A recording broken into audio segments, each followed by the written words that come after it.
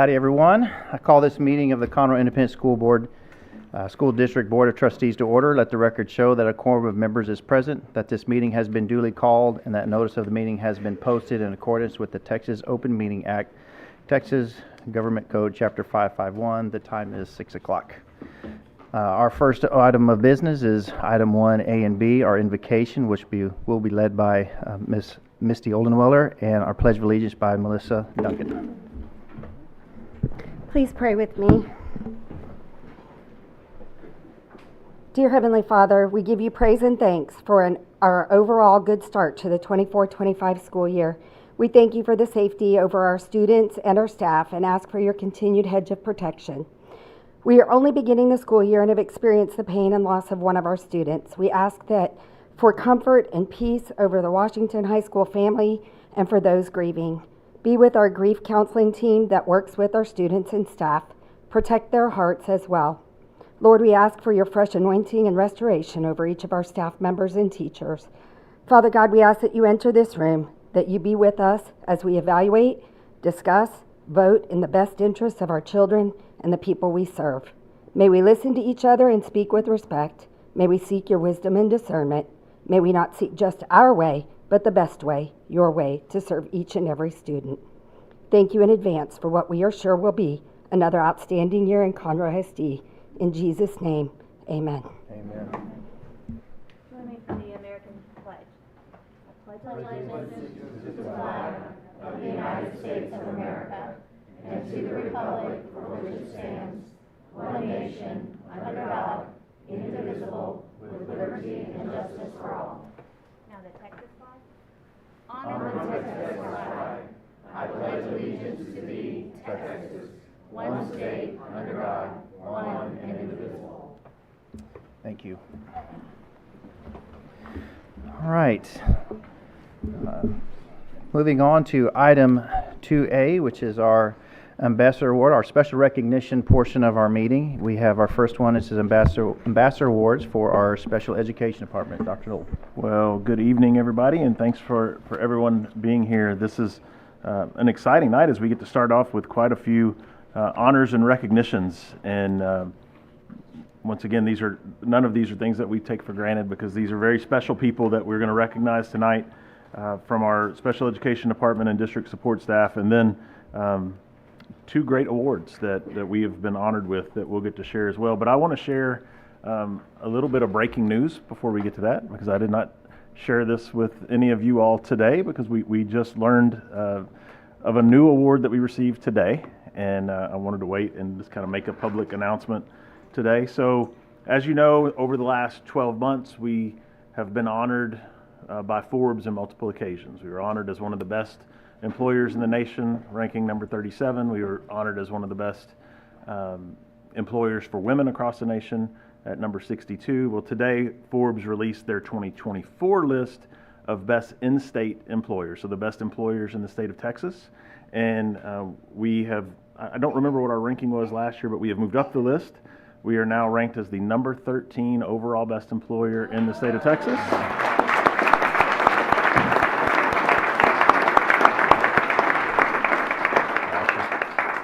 And once again, on this list, as we are in the nationwide list and as we are in the nationwide list for women, we are the number one school district on the list. Yeah. All right. Awesome. Love it. So I want to say thank you to you all. Thank you to, so we're going to get to celebrate so many people here that are responsible for yes. that. And so, well, let's start tonight by recognizing our great team in special education, and to make our introductions, our Executive Director of Special Education, Dr. Kendra Wiggins. All right. Well, good evening, President Hubert, members of the board, and Dr. Knoll. It's exciting always to have an opportunity to highlight some of our great staff that I get to work with every day. Just to kind of give you a little overview of our special education department. Just in our department, we have over 400 staff members. That's not including our campus staff. Like as far as our teachers, we have 612 special education teachers. We have 689 special education paras that are on campus that we also work with and support. And then on top of that, we have over 9,500 special education students and over 6,504 students. So close to 15,000 students that we're supporting their families and those students across the district. So today I'm so honored to talk about some of the absolutely great people that I work with. I'm going to start with Marla D'Antoni. She oversees our physical therapists, our occupational therapists, and our assistive technology. Marla, come on.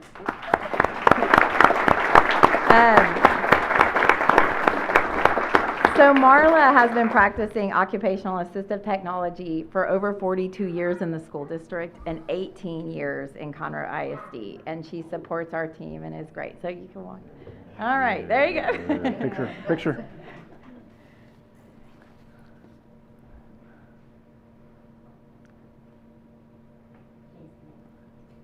Awesome. Okay, second we have Cheryl Meadows. Cheryl Meadows has been in our district for 34 years, and she's had many jobs and supported our staff and helped our students always get what we need. So we are so proud to have her in our department, and I'll head you over to Teresa so you can accept your reward. All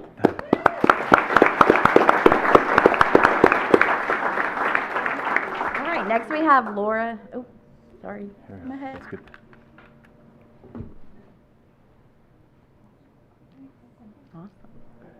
Say that number of years again. She is been in our district for 34 years. I love it. Thank you. That's awesome. All right. Next we have Laura Orange. Laura is our specialist for the regional day school for the program for our deaf students.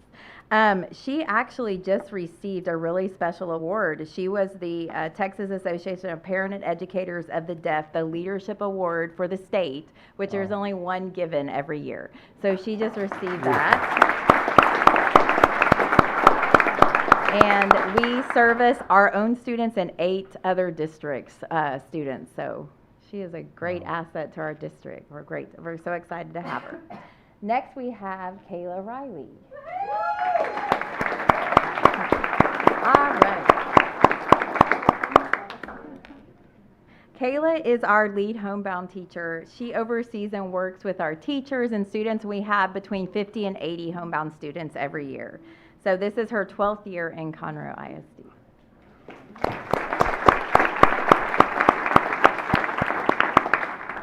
All right, lastly, we have Noreen Rivera. Noreen is our assistant director. Go ahead and look.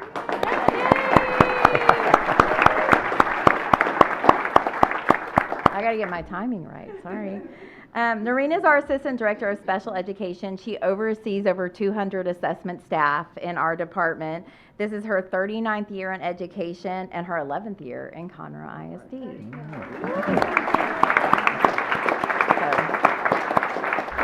I'm very excited. Thank you for all that y'all do.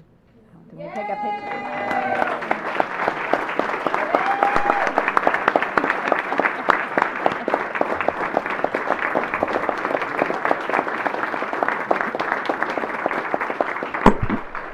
Well, on behalf of the board, I just wanted to take a couple of minutes to talk about our special education department, as well as all of those angel teachers with extra feathers who work with our special education children.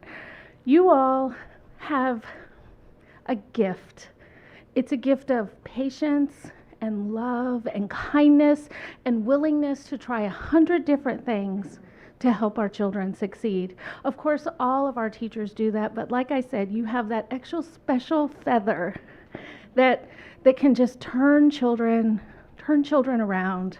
I also have a very, very special love of homebound teachers, and I'm so excited that we got to acknowledge one today and all the rest in our district. My mother was a homebound teacher for many, many years, and it was one of her favorite jobs, just one of her favorite jobs. And so I know those teachers are very special. So with that, I just want to say thank you. Thank you for choosing us. Thank you for choosing our children. And thank you for all you do.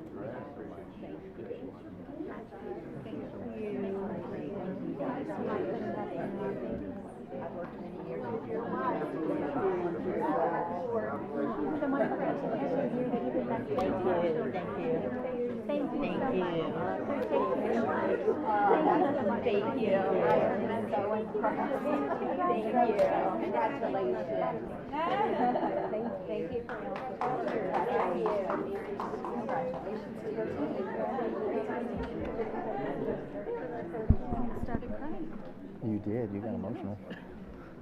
That's a big deal, you know. I mean, they are special. It's great to recognize them. Very well deserved. All right. That was We good awesome. To, good to keep going? Yes, sir. Let's move on to item B, which is another ambassador award for our district support staff. All right. Here to make our introductions is our Executive Director of Communications, Dr. Sarah Blakelock. Good evening, President Hubert, members of the board, and Dr. Knoll. I'm so excited to be here with you tonight to share some additional outstanding employees in our district. So you know it takes a village to make our school district run and support all of those students, and tonight I am honored to introduce these individuals to you who support the functions leading all the way down to the classroom. So after I call your name, please come up for a picture. So first we have Hector Marin with Communications. Hector has been a tremendous addition to the communications team. In his role as a driver in print shop, he interacts positively with all campuses and facilitates communication across the district. So much so that those close to him may have heard him describe his job as being the director of communications. And really, who can argue with that? Hector is a team player and is dedicated to helping others in any way possible. He's always on the lookout for ways to improve his route to make it as efficient as possible, and his smile brightens the day of everyone around. Thank you, Hector.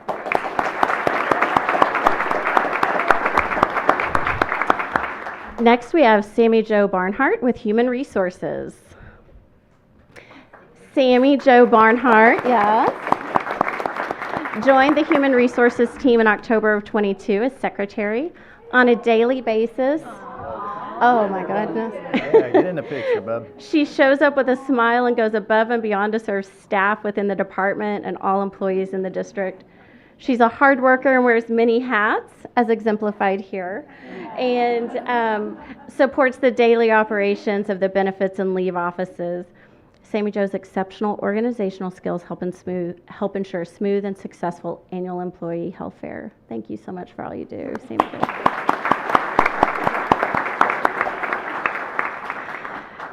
Pina Medina with Human Resources Department.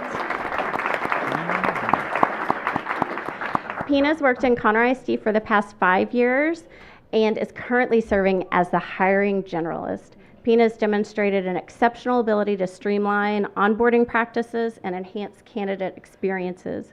She works tirelessly to process new employees quickly and efficiently, and she constantly presents new ideas and suggestions for how to connect with our new employees during the onboarding process. She's an integral part of the Human Resources team, and we're so pleased to present her tonight.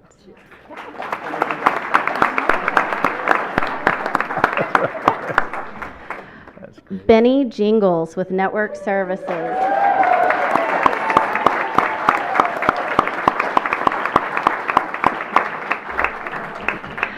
Just as you might guess from someone with such an awesome name, Benny brings warmth and positivity that uplifts everyone around him. He's a shining light for those in need of technology support. Benny consistently shows genuine care and support for his coworkers. He shows dedication not only through his work, but also through his willingness to help others succeed. Benny is truly cherished for his kindness and the contributions he brings to CISD.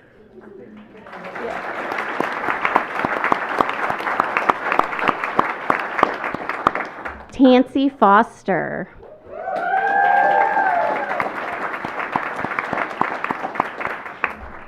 Tansey's ability to coordinate complex construction activities while ensuring the seamless functioning of the school is truly remarkable.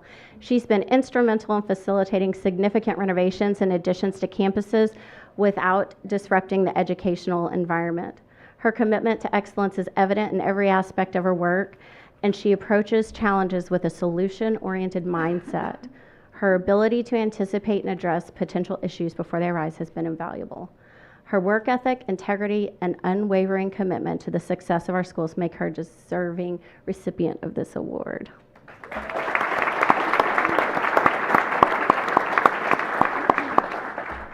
Michelle Pike in purchasing.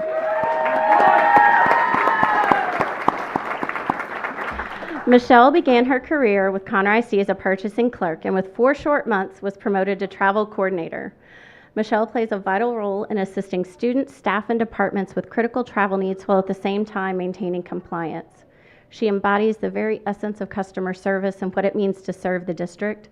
It's not uncommon for the purchasing department to receive a phone call or email for someone in the district expressing their appreciation for what Michelle does every day. We're extremely grateful to have her part of our team.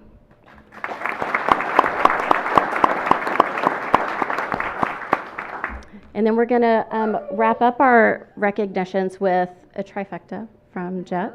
So I'd like to invite Josh Algaze, Andrea Salazar, and Marianne Patterson.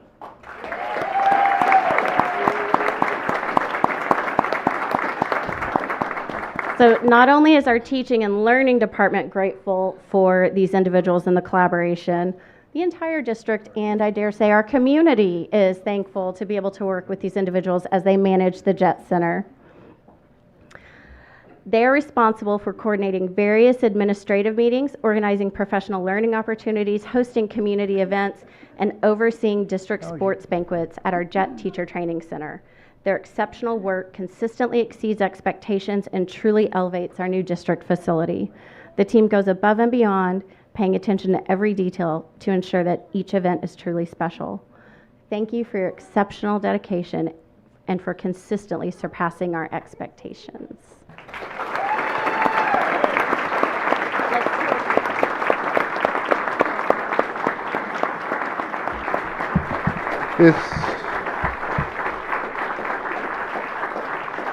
So this is truly outstanding. We have folks from a purchasing department, IT department, human resources, bringing in our outstanding folks. You are the heart, the backbone. You're the nervous system that makes us who we are. We wouldn't receive some of these outstanding rewards, the multiple outstanding rewards that we receive, without you guys working behind the scenes and keeping us going. Little man is in here too.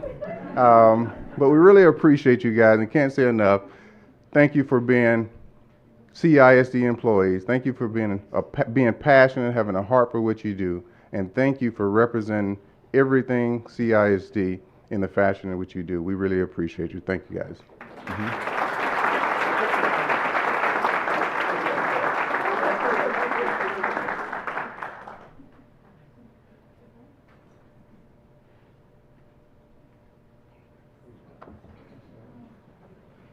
Follow the leader here.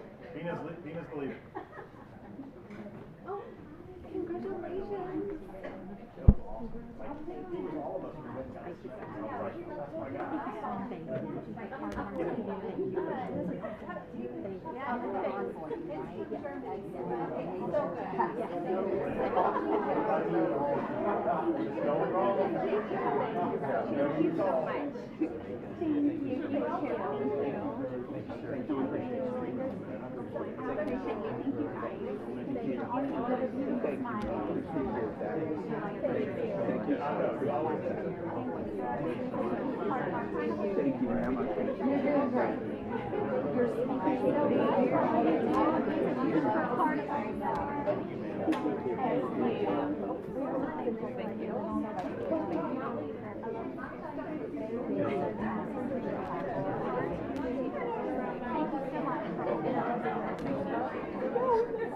Thank you so much.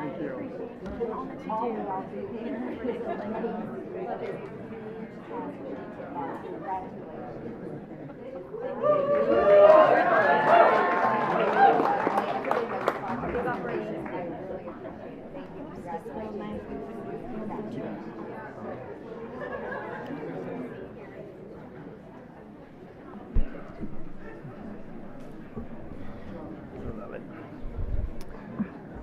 I don't know if it's appropriate, Mr. Huber, but if somebody, maybe we can make a motion that that guy could bring us snacks. Like I liked the little man's train of thought there by getting us snacks. Yeah. Like if we had the snacks brought mid-meeting, I think Yeah, that'd really be great. that's pretty strong. So That's right. I was impressed that Dr. Horton knew how to take pictures. Yeah, during that time, too, so. man of many talents. We'll see how they turned out. Yeah. All right, that's awesome. Okay, moving on to item 2C, which is our District of Distinction Award, our Career and Technology Association of Texas. Dr. Knoll. Right, so this is a very special award because it's the first of its kind in the state, and here to share with us is our great director, Tally Jo Stout, and she will share with us our honor.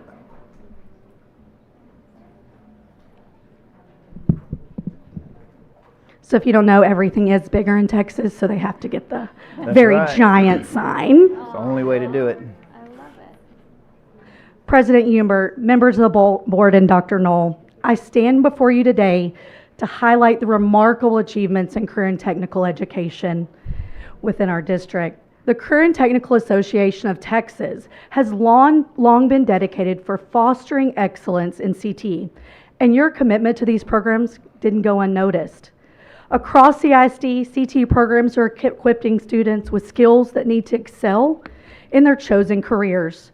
Under the guidance of our CTE teachers, these programs have reached new heights, turned ambiguous goals into tangible realities. It is with great pride I'm sharing some new and exciting news. This academic year, CTAT launched its District of Distinction program. This initiative aims to recognize CTE programs that meet exceptional high standards. The criteria for this was prestigiously designated by meticulously development of the CTAT board and its executive committee. But the most thrilling announcement, the 25th anniversary of the 2024 CTAT Summer Conference, Conroe ISD was named the first and only CTAT District of Distinction Award.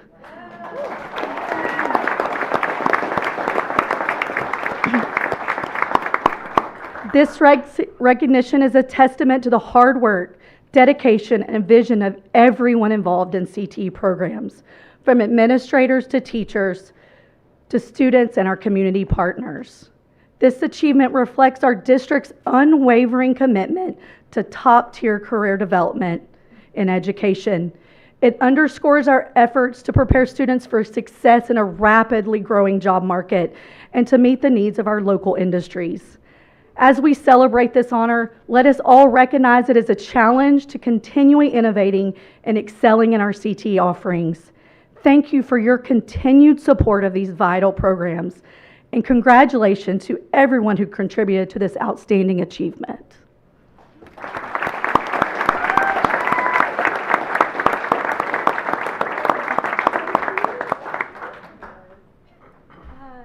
Yeah, I don't feel like there's enough height for the first winners of District of Distinction for CTE. I mean, that is amazing. That is really, truly amazing. And it doesn't happen by accident, does it? It happens because of your and your team's passion and commitment to excellence, your dedication.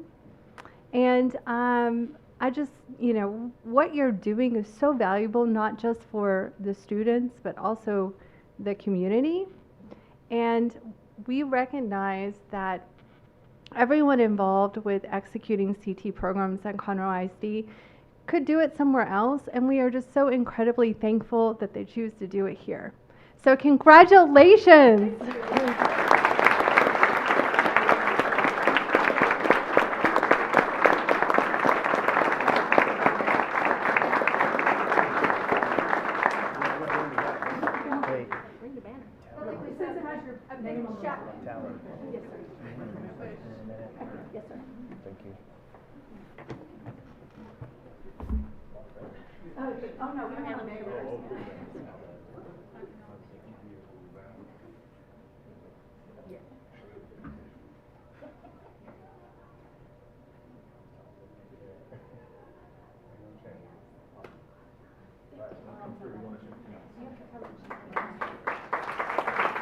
President Hubert asked me to identify the two individuals that are with me. This is Miss Alex Everett. She's our CT specialist, and Dr. Jamal Willis. This is our CCMR specialist. Believe me, it takes a team, and there's a whole lot of teachers behind this award, so thank you.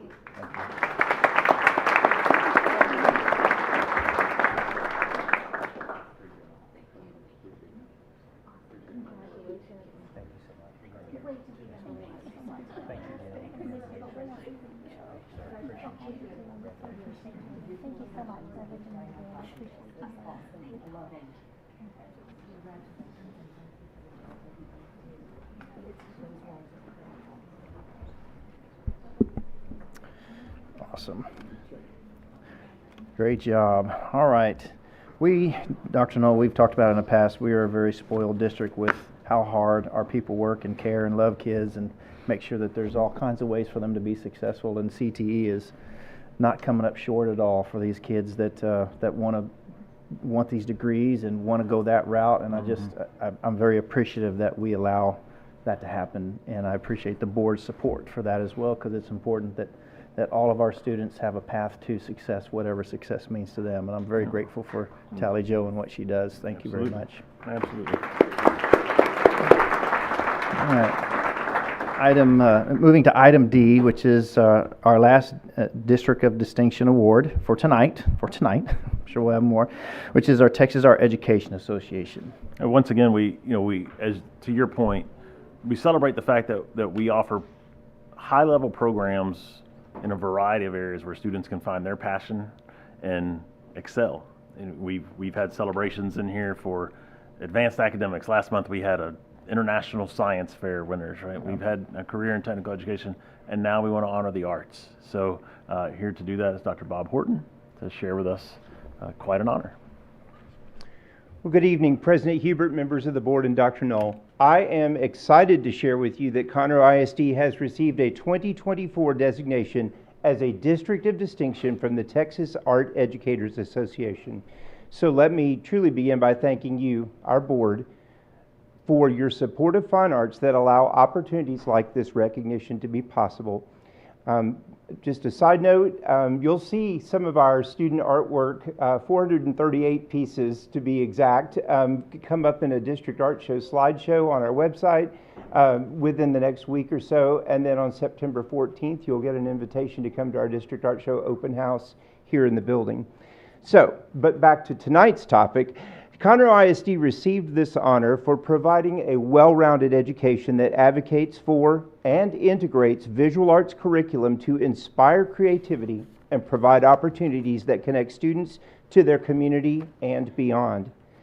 TAEA is the leading advocate for visual arts in the state of Texas, and for this year's award, over 1,200 districts were eligible to apply. To earn this 2024 designation, we submitted documentation from a rigorous 14-point rubric, which evaluated all of the 2023-24 school year. Across the state of Texas, only 94 districts met the high standards and will receive this outstanding honor, indicating that we are in the top 8% of all school districts in Texas for visual arts education. This quote from Sandra Newton, who is the president-elect of TAEA, exemplifies this award. Conroe ISD has set a high standard for visual arts advocacy, has integrated visual arts curriculum, and has encouraged creativity, community participation, and student growth. It is a true testament to our visual arts educators' skill, dedication, and flexibility that the quality of our programs continue to provide strong and comprehensive visual arts educational experiences to students grades pre-K through 12. This is the 5th year that TAEA is honoring districts that meet their rigorous criteria, and 2024 is the 3rd year consecutively that Conroe ISD has been named a District of Distinction. At this time, I am so happy to tell you that we have over 20 of our 132 visual arts teachers here to represent their colleagues and to join in this, because this truly is their award. That they have led and guided our students, and truly due to the work of our fine arts specialist, Dr. Lisa Davis. So if I could ask them to come forward also and join in the recognition, please.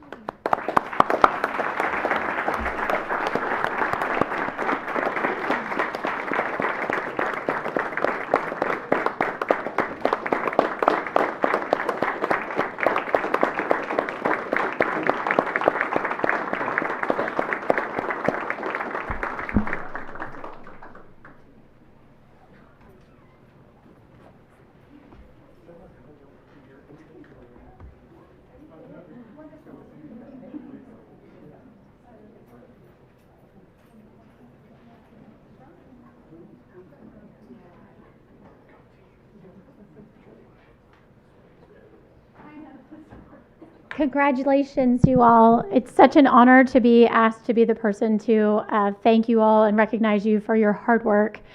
It's an incredible job that you have. I thank you so much for investing in our students, for investing in a well-rounded education, in their creativity, challenging them, and even increasing their confidence. This is such a huge role that you all do, and it really means so much to us to not only excel in so many different areas as we've seen tonight, but to actually excel in other departments as well. And we are so thankful for you all, for all the hard work that you put into, the beauty that you create. Dr. Horton, we are thankful for you and your team, and just thank you again so much for investing in our students and in their excellence and their education. Thanks so much.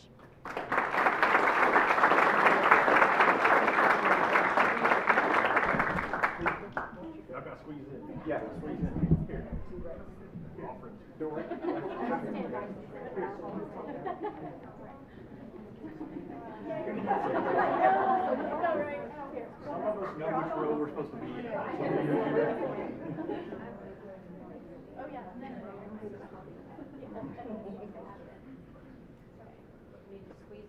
Come on, Joe. All right, ready? 1, 2,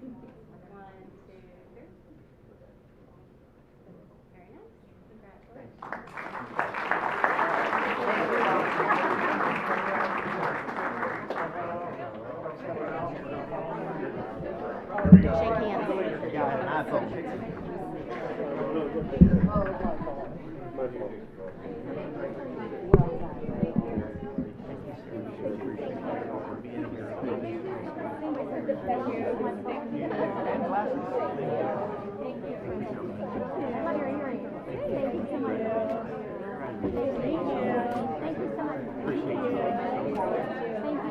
Very nice.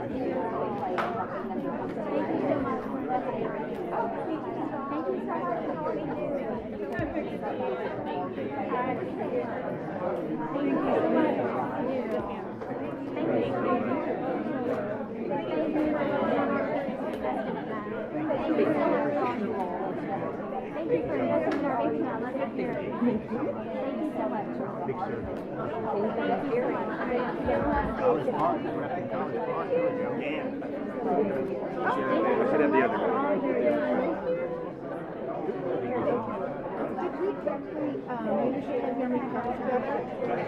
We did not. I didn't do leadership Montgomery, but I've been all around. Yeah, I can see it. Thank you so much. Dr. Horton, thanks, sir. Appreciate you guys. Thank you for your Sir, I kind want words. like an ear Come hug. on, I thank want an ear you. hug. And thank you for your Thank you kind so words. much for all Thank you do. you. Seriously, you're everywhere. I see you guys at the rodeo, the Western art display, everywhere I wish I there was go. more than one of me. I love it. Thank you. I don't think Connie does, though. We're very glad to have some good. Just kidding. We're very proud of these folks.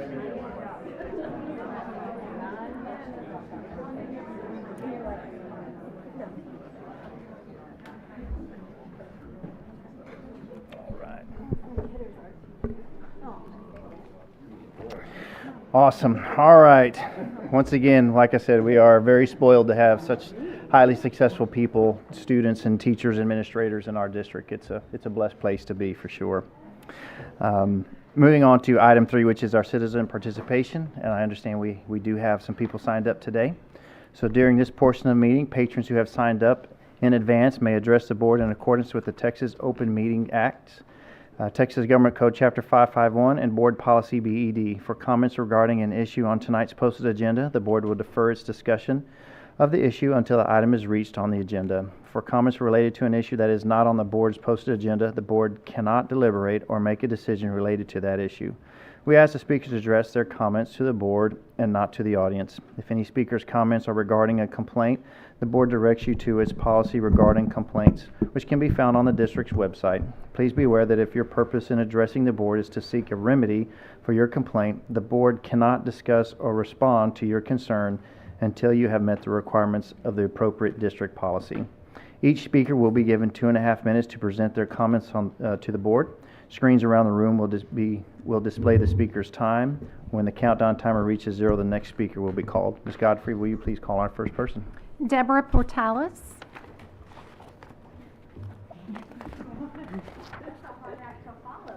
That's all right. All right. Welcome. So, I wanted to thank you guys, first of all, very much. I want to give y'all an update because we've had some overwhelming community support about the tennis courts being built. And also, you solved a lot of problems for us after the last meeting, and I really appreciate that. Our bus transportations are being supplied oh, sorry, I'm a little short. Thank you, lady. To and from tennis class and tournaments. April Sound Tennis Complex was acquired for our practices in the spring of '24. It's been acquired for our tournaments. So our kids have home court advantage for the first time since 2021. And so thank you all, really. We have a 43-person roster, and if you ask them all today, they are going to play in Wimbledon.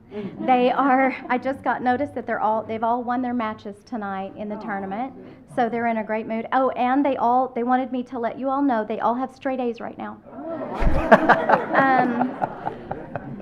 And so we really, from us parents, we finally have great coaches, some great communication with admin and the board, and we hope to get our tennis courts. So we thank you in advance for all the help you've given us as parents and for our kids. Thank you. William Smith.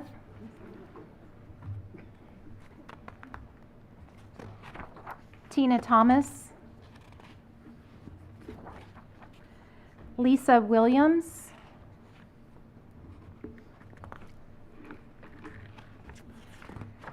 Teresa Neiman.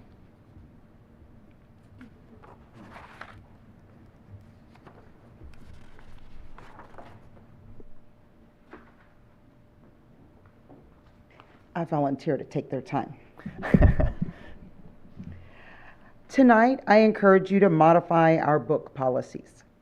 Skeeter Hubert, Teresa Wagaman, thank you for your constant service to this district.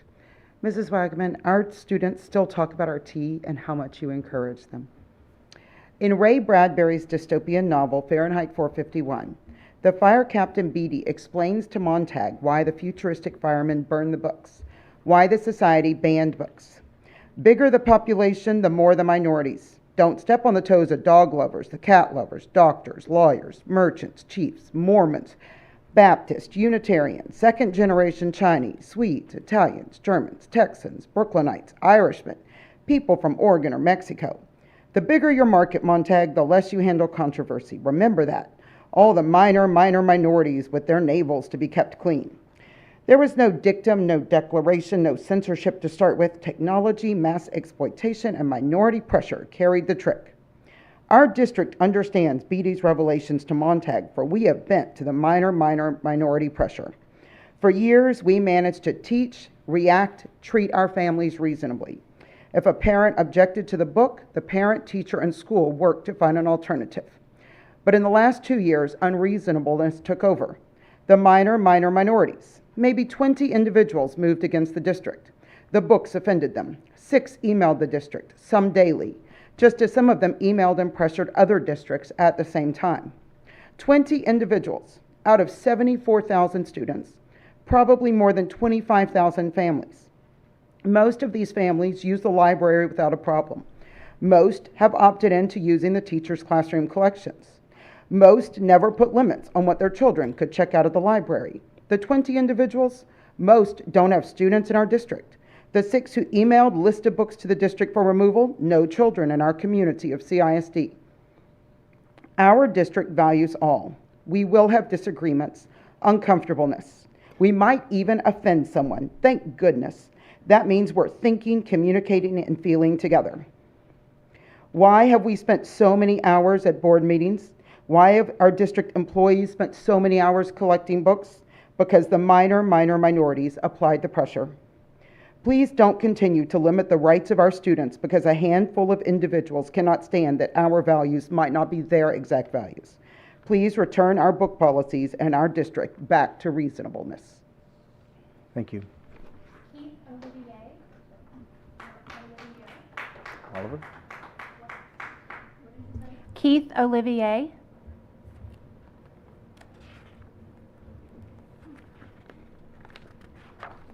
Teresa Allen.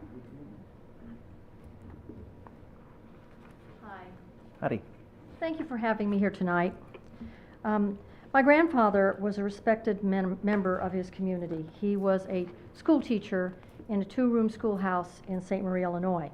I was raised in Effingham, Illinois. My aunt, my uncle, my sister were educators and librarians. I have a degree in education and library science.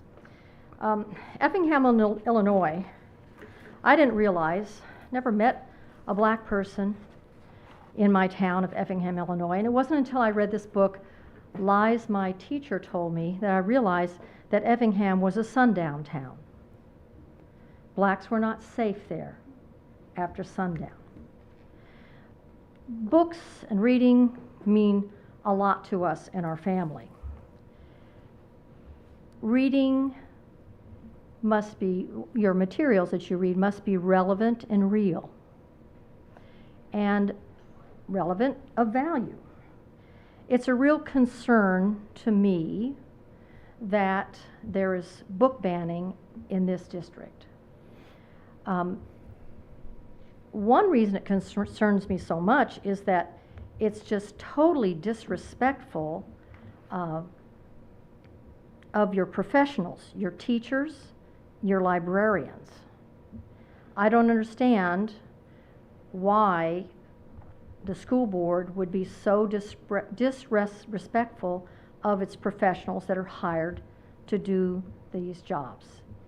I don't understand why someone who doesn't have an education degree or would just micromanage and just totally undermine what a professional has chosen to do. And so that's what's concerning me tonight. Also did bring two books that were banned. One is slave narratives. Slave narratives. Why would we not really want to know what it was like to be a slave? The other one was The Tao of Pooh. I have no idea why this book was banned. Wasn't banned in this district. I guess it's because it wasn't Christian. And I don't understand why we wouldn't want a student to be able to understand world religions. So just a thought. I hope you'll take some steps to honor your professionals. Thank you. Thank you. Brenda Cooper.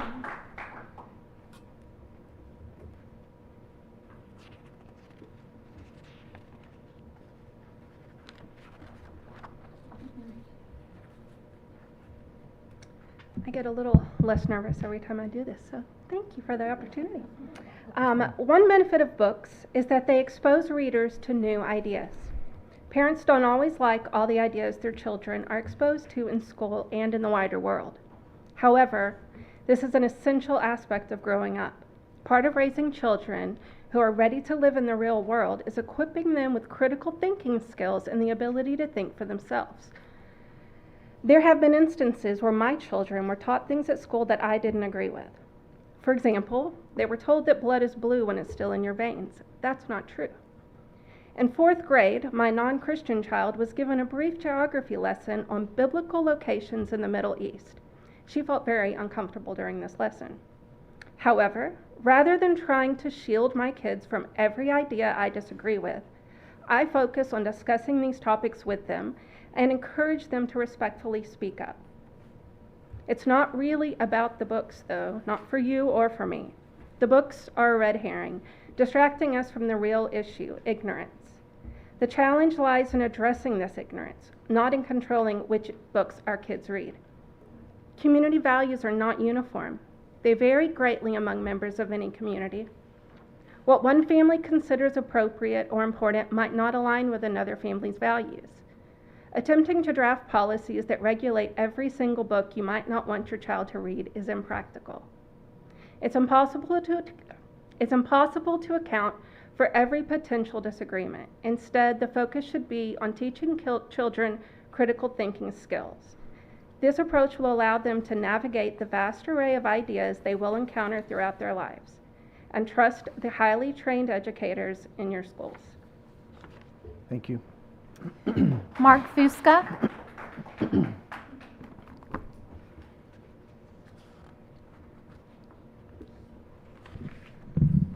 Dr. Knoll, members of the board, thanks for having me. First, I just want to start off saying my son started Grand Oaks High School this last week, and so far he's had an amazing experience, so we thank you for that. Awesome. We hope and pray that that continues for the school year.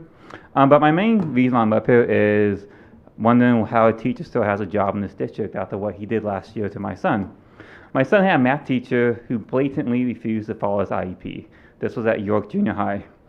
Even though we assured on multiple occasions this teacher had been trained on how to implement his IEP in the classroom. This teacher went so far as to tell my son he wasn't allowed to come to tutorials before school, extra help that was available to every other student in the school. Because of this, my son wasn't able to do makeup tests and he failed first semester math. When we started complaining about this teacher, he started to retaliate against my son. He wrote him up on referrals every time he had his class. These referrals were for issues related to his autism and should have been handled according to his BIP and his IEP, but they were not. This teacher also started to manipulate my son's grades in an effort to fail him yet again. My son would get hundreds on his assignments, and then he would get 60s in the grade book. With all of this known, all of this documented, and all of this proven, how is this teacher still teaching in this district? This is once again proof that there are zero consequences for staff in this district. I lost count how many staff members in this district have violated my son's rights, broken the law, and they still have jobs, and some of them have been promoted. Why does this district continue to protect bad employees? When will this district start to hold its employees accountable? And what kind of message does it send to the students of this district, to the parents of this district? Now, I hope and pray for a day when I can stop coming to these meetings. I really do. When will this board and this district say enough is enough and bring about change? This change is not complicated. It is not hard. And it's not just my son, but this is happening to thousands of students in this district. When will you finally do better? Thank you. Thank you. Susan Scruggs.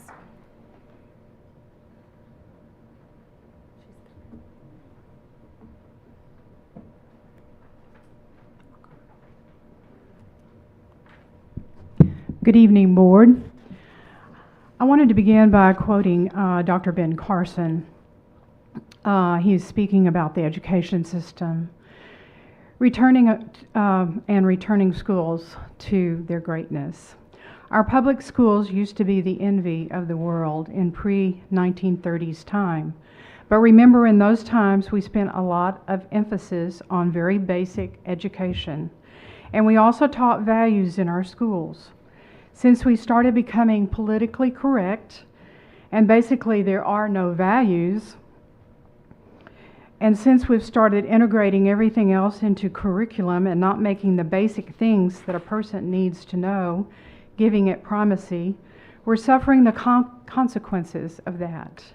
And Dr. Carson spoke those words in April of 2013. And look where we are today in the schools, are in such bad shape today. Since Conroe ISD has stopped focusing on the basics, performance scores have declined. I reviewed some scores today from the TEA site for 2024. The Woodlands High School proficiency is 73%, while the reading is 83%, which is good. However, there were a number of schools that are very low scores. One of them that I have time to talk about is Conroe High School. Their math proficiency is 26%. Their reading is only 49%. And I went to a meeting in Houston a few weeks ago where they said 70% of kids graduate from high school in the state of Texas not being able to read. Very disappointing. To the incumbents, I'm asking you, and I'm not addressing the other three since they've only been here about a year and a half. What are you doing to increase the proficiency scores in 73,000 children in CISD? Have you been devoting too much time to promoting gender ideologies by allowing those types of books and materials in CISD? Have you been spending extra time making sure no one is offended by your book policies that is not banning books, it's making books age appropriate and keeping vulgar books away from children? Or maybe forcing parents to go to a level 3 hearing is taking too much time because Ms. Rhodes, I don't believe I heard you. Could you repeat what year you were referencing on that school year? 2024. No, the one earlier. Ben Carson? Yes. 2013. 2013? No, what year you said the schools were great? I'm not sure what your question is. The It's all right. proficiency We need to scores move from on. 2024. I apologize, but we need to move on from this. Carrie Freemeyer? Thank you, Ms. Scruggs.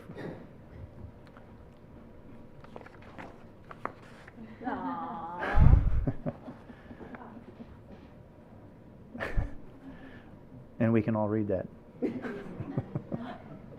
I'm so glad you can read that. President Hubert, members of the board, and Dr. Knoll, for the record, speaking on behalf of Texas State Teachers Association Conroe, my name is Carrie Freemeyer. I am the president of TSTA Conroe. We are excited to welcome in this new school year with you as community partners.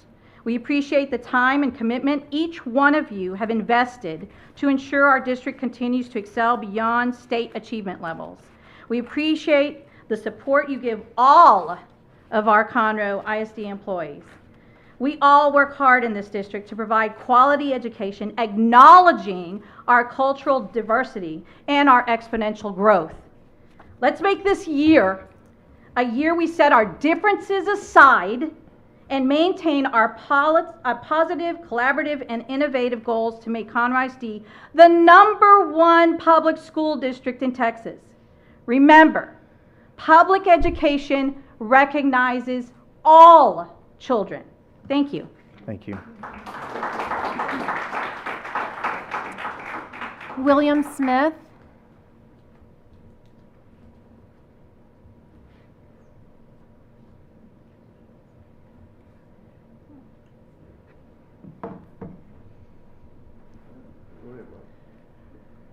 Good evening, members of the board, Dr. Knoll. I just got back from my tennis tournament, which was a 40-minute drive away. I am honored to represent my tennis team and speak upon you today. My name is William Smith, and I'm a student here at Conroe High School. As many of you are aware, our high school has faced significant challenges over the past 4 years due to ongoing construction. One of the most pressing issues has been the lack of access to our own tennis courts. Unlike every other high school in the area, we do not have tennis courts available for our own use. This situation has been incredibly difficult for students like myself who are looking forward to representing our school on the court. We've had to practice and compete at off-site locations, which often results in losing an hour or more of practice each day. Over the course of a month, this amounts to over 30 hours of lost practice time that could otherwise be dedicated to improving our skills and representing our school with pride. This issue is more about than just constructing tennis courts. It's about establishing a thriving future for our campus. It's about creating a home for our team, and where we can come together and receive the support we need to succeed. Having our own facilities would not only foster our development as athletes, but also enhance our high school experience by allowing us to build lasting memories without any regrets. All in all, me and my tennis team urge the board to consider the impact this issue has on our team's development, to explore solutions that will allow us to have access to our own facilities. Thank you, and good evening. All right. Have a great evening. Have a great evening. All right. I'll call the other two that didn't. Hold on one Tina second. Thomas? Mr. Smith, we do have an agenda item to discuss that later, so we'll be able, I'd encourage you to stay because we will have an agenda item to discuss that. Okay, thank you, Ms. Ms. Godfrey. And Keith Olivier. That's it. All right. Okay, very good. Thank you very much. All right, moving on to item 4A, which is 4 is our consent agenda. I haven't heard from anybody to remove anything, so do we have a motion? Second. Motion. Have a motion and a second to approve the consent agenda as presented. Do we have any discussion? All right, hearing none, all those in favor show by the uplifted hand. Any opposed by the same sign? Sorry. We're good. All right, motion carries. Thank you. Item 5, planning and construction. A, consider and accept a complete the safety and security 2022 construction project. All right, Mr. Foster.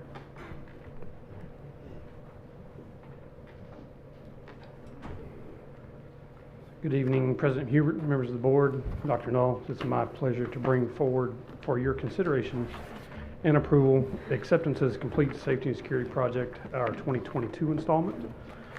So board policy CV local for facilities construction requires that any project valued at over $1 million be accepted by the board of trustees as complete before we make final payment to the contractor. The district, we certify that this project is complete.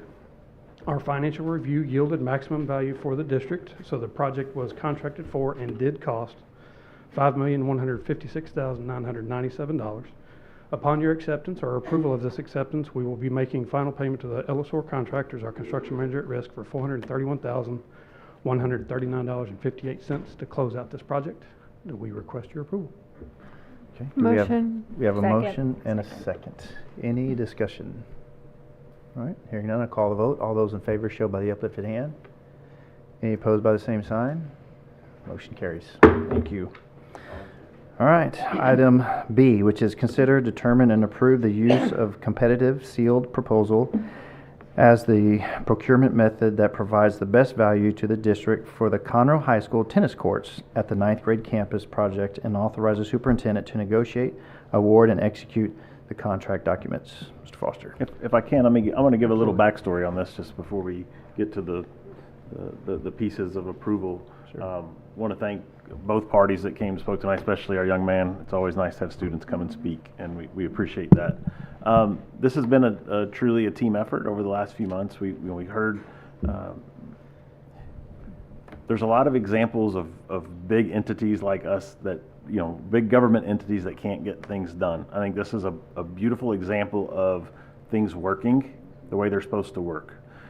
We heard from some community members, that this was becoming, more than the tennis team could bear, as the duration of their lack of tennis courts went from what was expected to be 3 years. All of a sudden it turned into it was going to be, 6 or 7 years. And that was more than they could bear. And we heard them tell us that, which was appreciated, that they came and shared that with us. But from that, it took a team effort then to try to find a solution.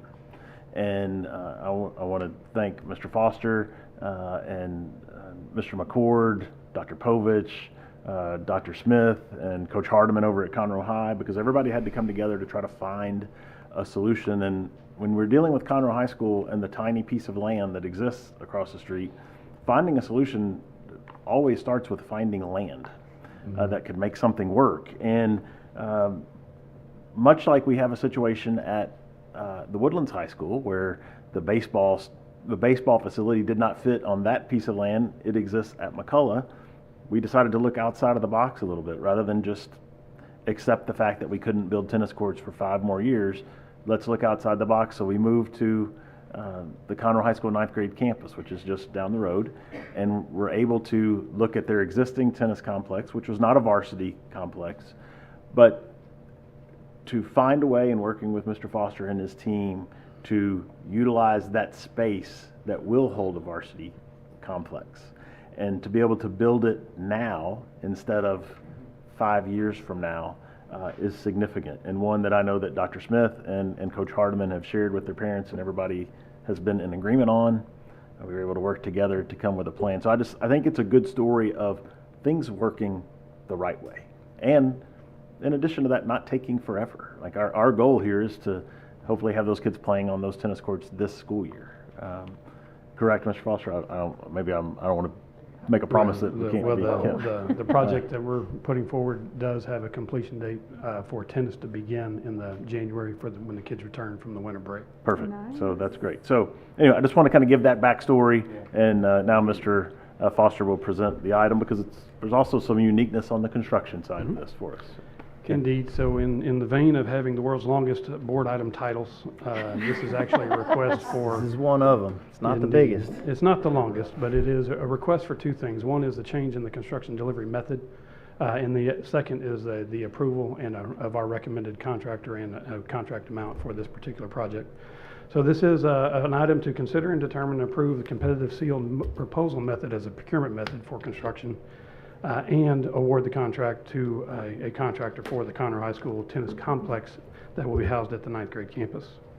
So reaching back into board policy, CV local again, the board policy declares that CM at risk is our best value delivery method for projects in excess of $1 million. So for this particular project, it is in excess of $1 million, but we're recommending CSP, competitive seal proposal, for this project as to be the best value for the 9th grade campus, to be the home of Conroe High School varsity tennis. So we did advertise the project, had an estimated project budget of $2.6 million, which included the design and the construction. We were doing this following the recommendations from our construction process audit that we just went through our department. So they did say that we should look at alternate delivery methods when the projects would be right for them, and this was one we did absolutely feel was right for. So we were asking for your approval to consider, one, competitive seal proposal as the delivery method, and then two, we did receive bids for this work. We did have 3 contractors propose on this project. Our committee did rank them and evaluate them. Our low bidder is the highest ranked bidder, but we did make the ranking available to you guys as part of this approval, because if our contract negotiations were to fail, we can move directly into the second bidder and continue this project on the current schedule. So we are recommending Fielder's Choice as the highest ranked bidder for this project, and recommending a contract value of $2,355,933 for this work. And so we are requesting your approval for the delivery method, and then to award the Fielder's Choice the contract for the amount indicated. All right. Do we have a motion? Motion. Second. We have a motion and a second. Discussion. I do have one question. So just to be clear, this will be the Conroe High School facility for tennis on the 9th grade campus, and we won't turn around and create another facility for tennis on the Conroe High School campus, correct? That is correct. So this is the permanent home. So these funds will come from the original construction, just rather than constructing it on the campus across the street, it will be constructed at the 9th grade campus, so that's where the funds will come from. But this is the permanent home. So we will not be building another tennis complex in the future across the street. This is it. Thank you. What will take its place at the senior campus? So there's a lot of time yet between now and when that particular part of the site would open up. So we wouldn't be able to remove those portables until after the next high school opens. And then we systematically reduce the population at Conroe High School. So we're going to talk a little bit more later in my update for Conroe High School, but that is the 2027-2028 school year when the next high school opens. So that being the case, there's lots of things that can change between now and when the portables can be removed. So we don't want to state exactly what we could do with that site, because we really don't know. When it opens up, then it'll be ready for some type of development for the needs of that campus at that time. Right now, it houses 24 portable classrooms. Yeah. Yeah. Thank you. You're welcome. I have a question. Yes, ma'am. I'm just confirming that these are funds that were already allocated from the bond money and building project, already allocated, correct? Correct. Yes, I just wanted to confirm that. Thank you. Any other questions? All right. I call the motion. All those in favor show by the uplifted hand. Any opposed by the same sign? Motion carries. Congratulations, Smith. All right. Thank you, Mr. Foster. Item C, consider and approve the guaranteed maximum price amendment for the Timber Mill High School clearing and grading package, and authorize the superintendent to negotiate and execute the contract documents. Thank you. At this time, we want to bring forward, be the first of at least 2 guaranteed maximum price amendments related to the new high school project, which we officially named Timber Mill High School not too long ago. So this one being the first amendment for it, we're asking you to consider and approve the guaranteed maximum price amendment specifically for the clearing and grading package. So in April of 2023, you, our Board of Trustees, selected Joris General Contractors to be our construction manager at risk for this project.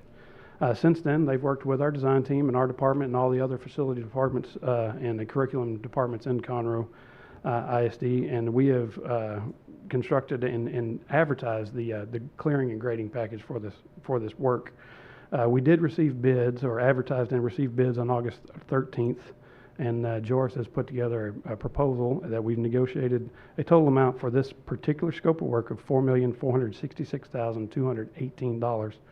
And this time we're requesting your approval so that we can start on the clearing and earthwork, and then over the next couple of months we'll be bidding the main building package, and later this fall coming in with an approval for the rest of the building as we continue to get that project ready to open for the 2027-2028 school year. All right. Do we have a motion? Motion to approve. Motion and a second. Questions, comments, discussion? All right, seeing none, I'll call the motion. All those in favor shall be uplifted hand. Any opposed by the same sign? Motion carries. Thank you. All right. And item D, which is receive capital improvement updates. Indeed. I'd like to take this time to give you an update on what we have going on throughout the district. I'm going to start with our safety and security project for 23-24. That project is underway. We've been working with the jurisdictions, commissioning the systems that were installed in those buildings over the last several months. We will continue working with those jurisdictions throughout the rest of the calendar year as we bring more and more of those systems online. Each campus open for school with no issues and no holds from the jurisdictions. We're just working our way through them. The primary goal of working through the semester is to test a lot of the emergency responder systems while the buildings are occupied with student load. So that's why we're doing that during this fall semester. But the project is on schedule, and we scheduled to wrap up and be complete at the end of this calendar year in December. So Bartlett Elementary, you can see here, we opened that for first day of school last week. So we don't need to visit with you guys about that project anymore at these meetings. Awesome. But it did open to lots of smiles and lots of good vibes from the students as they attended their first day there last week. Moving on to Flex School number 24, Eisler Elementary. This time next year, we'll be celebrating its open. It is currently on schedule. You can see there the drives and the building foundations are taking shape as they get ready to receive the building structural steel, which should be arriving over the next couple of months. As the building slab begins taking place, it'll be ready for when the steel arrives to start going vertical, as we like to call it in our business. But that project is on schedule. Campbell Elementary is just a little bit ahead of it. As you can see here, we have our driveways, we have our building slab going in. Currently, the steel delivery is on the same timeline as Eisler. So this time next year, we'll be celebrating the opening of that as well. That project is ahead of Eisler, but they are both tracking right where they would need to be able to open this time next year. So at Grand Oaks, our 7th, 8th, and 9th grade campus is on schedule to open in January of 2027. The pretty brown dirt in the middle of the picture is the building footprint. So they are beginning work on the drilled and under-ream foundations on that project currently. It is a large building and very deep foundation, so it will be working on the foundations for about the next 3 months. And as they work their way across the building, you'll see the building pad begin building slab taking shape as we prepare to move that project forward. The developer is also working on our sidelines, building the streets and roads that'll get us public access to that site. So you can see some of their equipment just to kind of the lower left-hand part of the screen. That's the developer working to build us a road so that we can get there without driving in the mud. And that work is also going to be completed on schedule relative to the development. And the roads will be open long before we open that building. But overall, that building is right where it needs to be to open in January of 2027. Now, our campus renovations for 2024, these are the big scopes of work. We're at David, Lamar, Hauser, and Rice, where we did the interior prep work. You saw the pictures over the last few months where we took the ceilings out, redid the ceiling systems, and put the ceilings back in. We got them ready to receive the air conditioning equipment that is going to be arriving during the fall semester. But we promised to get things out and ready for school. We did open each of those 4 campuses on the first day of school, and some of them were a struggle. We won't lie about it, but we've got everybody, smiling faces in there, served lunches in the lunchrooms and had classes in each of the classrooms just as we'd promised. So we're going to continue working throughout the rest of this fall semester as the long lead equipment arrives for the new chillers and air handlers and the things that are in the mechanical rooms that we knew were going to take the whole year to order and procure. So they are on schedule, but we'll be wrapping this project up at the end of this calendar year. Now, Conroe High School, this is the major overhaul of the Conroe High School campus. So the current phase we opened last week to students is the Fine Arts and Dining Commons. So we were able to serve lunch to the entire population of Conroe High School in one room for the first time in a long, long time last week. So that work is substantially complete. There's still lots of things going on all over that building. So our contractor's still working on those, finishing up details, but we did serve lunch and breakfast in those new kitchens. You can see the overhead picture of the dining courtyard on the outside. And then as we were prosecuting that work, we were getting the demolition work on the existing buildings, which is where we really kind of get to talk about what the effect of Hurricane Beryl really had. The weather, it rained practically every day in July. So we did experience quite a bit of kind of frustration delay on the work outside. And then you start reflecting on how that affects the overall work, and you look back at what we've been doing for Timber Mill High School, for the Woodlands High School and their upcoming renovations, what we've been doing at Oak Ridge High School and their new fine arts wing that's coming up. And you look back at the nearly a decade since we started designing Conroe High School. So 10 years ago, Dr. Knoll and I probably had our first meeting where we planned what we were going to do, talking to Dr. Stockton at that time, getting ready to go to a bond committee for the first phase. And so as you can imagine, in the last 10 years, lots has changed in the educational environment. So some of the features we put into the design for Timber Mill, for example, and what's going in at the Woodlands and their upcoming renovation, they weren't even thoughts we had for Conroe High School. So as we move into phase 3, which is the new admin, new front entry, which actually changed the physical direction that Conroe High School faces on this earth, and faces the new front driveway, and creates a new building address for Conroe High School. We're looking at what do we need to do into the future to make sure this Conroe High School has some equity against the other new high schools, because they get the benefit of today's thought process, not the thought process that's a decade old. So we are going through with the contractor, looking at all of their schedules, looking at all of their finances, trying to get a good snapshot of where we're currently at. And if you recall, back in 2022, we asked you to set aside about $18 million for 2019 bond, or for the bond projects, to make sure we got through all the humps and hurdles that we've experienced in the marketplace. We've applied some of that money to Conroe High School already. I'm telling you, we're not ready to come ask for more, but we know there's work we're going to want to do to Conroe High School in order to make the equity equation match what today's thought process is when we walk away from that campus. So I'm working with Dr. Knoll, I'm working with the finance department to make sure we have the right plan. So when we do step in front of you with any ask, it's going to be with fidelity and with understanding that we're going to finish this project with the best educational environment possible and at the best value for Conroe ISD taxpayers. So we are working through that process now. Like I said, we're not quite ready, and it'll be several months of investigative work and more of an audit process for the first 2 phases of construction, make sure we know exactly where we stand. But we just wanted to kind of plant the seed with you that we are working on it, and we will likely be coming back to visit financially as we reconcile that project over the life of the next phase. And to be clear on that, it will not be an ask for more money into the overall budget. It's going to be an allocation of the money that is there. Just we know we were going to need to allocate the final amount into Conroe High. We are going to be able to finish it without adding more money to the overall process. That 18 that we had set aside, and now we have set aside, that's going to cover all the costs. And I'll just give you one example of one of the things that we're talking about. As you look in this picture, you see this beautiful courtyard. It is beautiful, and if you walk out there today, it's 1,000,000 degrees. Yeah. Because in the newer schools we've designed shade structures but 10 years ago we were just thinking like, wow, it's going to be a great courtyard. And so that is one of the things that we know we will need to provide them, is some type of shade structure, because at this point, while it is beautiful, it's not super usable at this point. And so that's an adjustment that we will, that's one of the things that we know will be a kind of a finishing touch here. And something that we spend a lot of time with at Timber Mill, the Woodlands High School, is the shade structures that are going in their courtyards. So just an example. Indeed.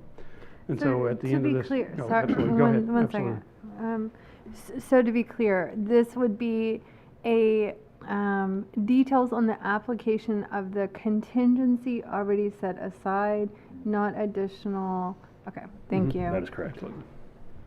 And so to wrap up what I want to deliver to you tonight, so we've been talking about end of the 2025 calendar year as a completion, working with the contractor and some of the underground, literally underground obstacles we've uncovered as we've been demolishing the old athletics wings and some of those older part of the buildings. They've slowed that demolition process down enough that we're making a December completion date is going to be a heroic task. So I'd rather talk to you about it now that we're looking at sometime in the early part of 2026, but we're going to just work diligently to minimize our time on the campus, because like I said, we've been there a long time, and we would like to get the students a permanent home as quickly as we can. Okay. And that's my current update. Mr. Foster, Yes, ma'am. one question. Last time you mentioned a possible delay on Conroe High School culinary arts. Was that resolved or no? Or Well, we were working in the kitchen, so Yeah, it was we the were kitchen, looking at the Okay. actual kitchen that serves lunch Okay. and breakfast. So culinary's been open. Did you get it? Yeah, yeah, absolutely. We served lunch and breakfast there on the first day of school. Okay. So we showed had a picture of everything in place. It was a last minute proposition, but we did get it on time. Thank you for you and your team for making it happen. You shared that picture in the slide, didn't you, of the culinary arts? Well, there was The kitchen? the kitchen was actually Yes. the remodel we did at Lamar Elementary. Okay. So, Thank you. which is about one-fifth the size of the kitchen at Conroe High School. Indeed. Mr. Foster, I do Yes, want to ma'am. thank you. I finally drove around the new road at Oak Ridge High School the other day for the first time, so I'm sure that's making a big difference this year. for that Absolutely, campus. and there will be a board item relative to that, because we're working with the county to transfer our original right-of-way to their original right-of-way, so there's still some paperwork in process, but we'll be closing that project out completely in the very near future. Thank you. I noticed when I came through there recently as well that we have gates on the old Yes. road that went around. Are those gates that will be closed during the day, or when are the intentions of those gates being So, closed? and that's a little bit of the legal process we're working with the county on now. The original roadway that snaked between the two campuses, senior and ninth grade, is still a public road. So we have a gate there, we can't necessarily close Right. it because it's still public right of way. The road around is technically a driveway until we do the transfer with the county. So we are probably about 75% through that whole process. And as soon as we get everything back from the replat and all the other county processes, we'll be putting it in front of you for your official ratification of that transfer. And then we'll be able to close those gates during the day and keep the traffic. public traffic away from the center of that campus. That's awesome. Because when I went through there and it was open, I was thinking, well, I thought the purpose was to protect the kids and the transportation in between the buildings and so forth. And so I was like, there's got to be a reason. So Yeah, that and explains it. It is. I mean, because because right now, any traffic on the new road is not enforceable from a law enforcement standpoint because it's our driveway. So, anyway, but our ISD does have jurisdiction on that road, so our police department can take you straight to jail. Detention? Okay. So, thank y'all very much. Very And good. you have lost a lot of weight. You look great. I have a team behind me that's really good at not feeding me lunch, so, but thank you very much. Meant to be another Hold compliment. on. I watched that dessert plate walk out of here. Don't you tell me that. Yes, but thank you, I appreciate that. Desperately. Thank you. All right, very good. Thank you for that update. All right, moving on to item 6A, which is consider and award RFP 240601 golf and utility style vehicles. All right, Mrs. Garza.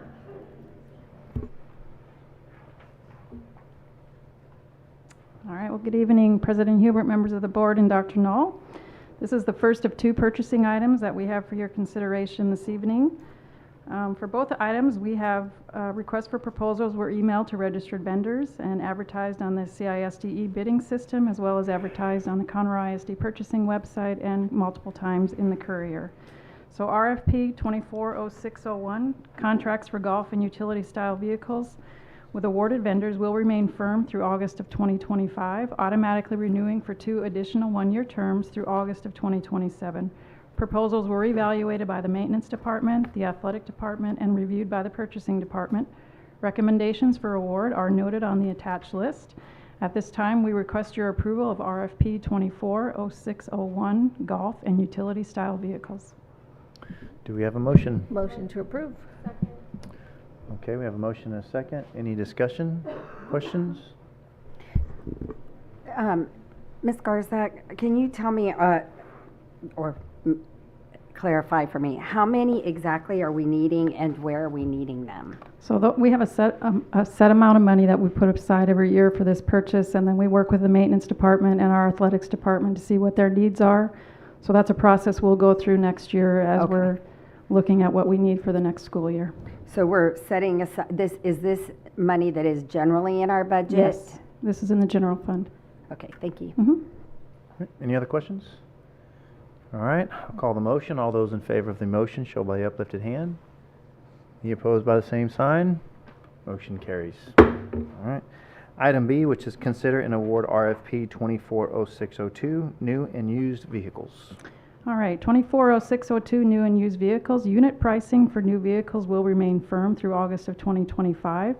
Proposals were evaluated by the Operations Department along with CTE and reviewed by the Purchasing Department. Recommendations for award are noted on the attached list. At this time, we request your approval of RFP 240602 new and used vehicles. We have a motion. Do we have a second? Second. A motion and a second. Any discussion? I have a quick question, Ms. Yes, ma'am. Garza. Is this to supplement what we already have? Is this to replace kind of aged out This vehicles? is typically to replace aged out vehicles. Same thing, we have an amount of money set aside each year, and then we'll work with Mr. McCord and his operations department to assess needs and determine what we want to purchase with the money that we have set aside. Okay, so we don't factor any sort of depreciation or anything on our vehicles? Well, I mean, we would love to be purchasing new vehicles, but this is typically to replace aged out vehicles that are no longer in service. Okay, thank you. All right. Any other questions? Seeing none, I'll call the motion. All those in favor show by the uplifted hand. Any opposed by the same sign? Motion carries. Thank you. All right, before we move into item 7B, which is our public hearing, I know that take a little time to set up, so we'll have a 5-minute break, and then that'll give us an opportunity to set up. Yes, sir. Thank you. All right, very good.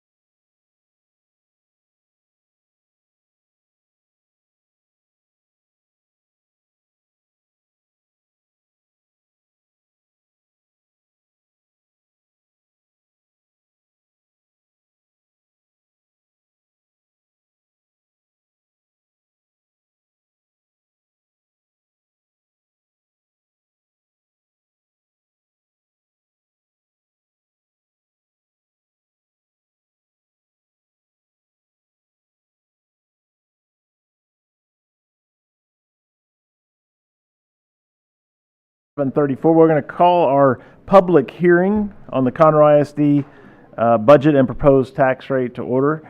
For those of you that may have watched our last public hearing, you're going to get to watch it again.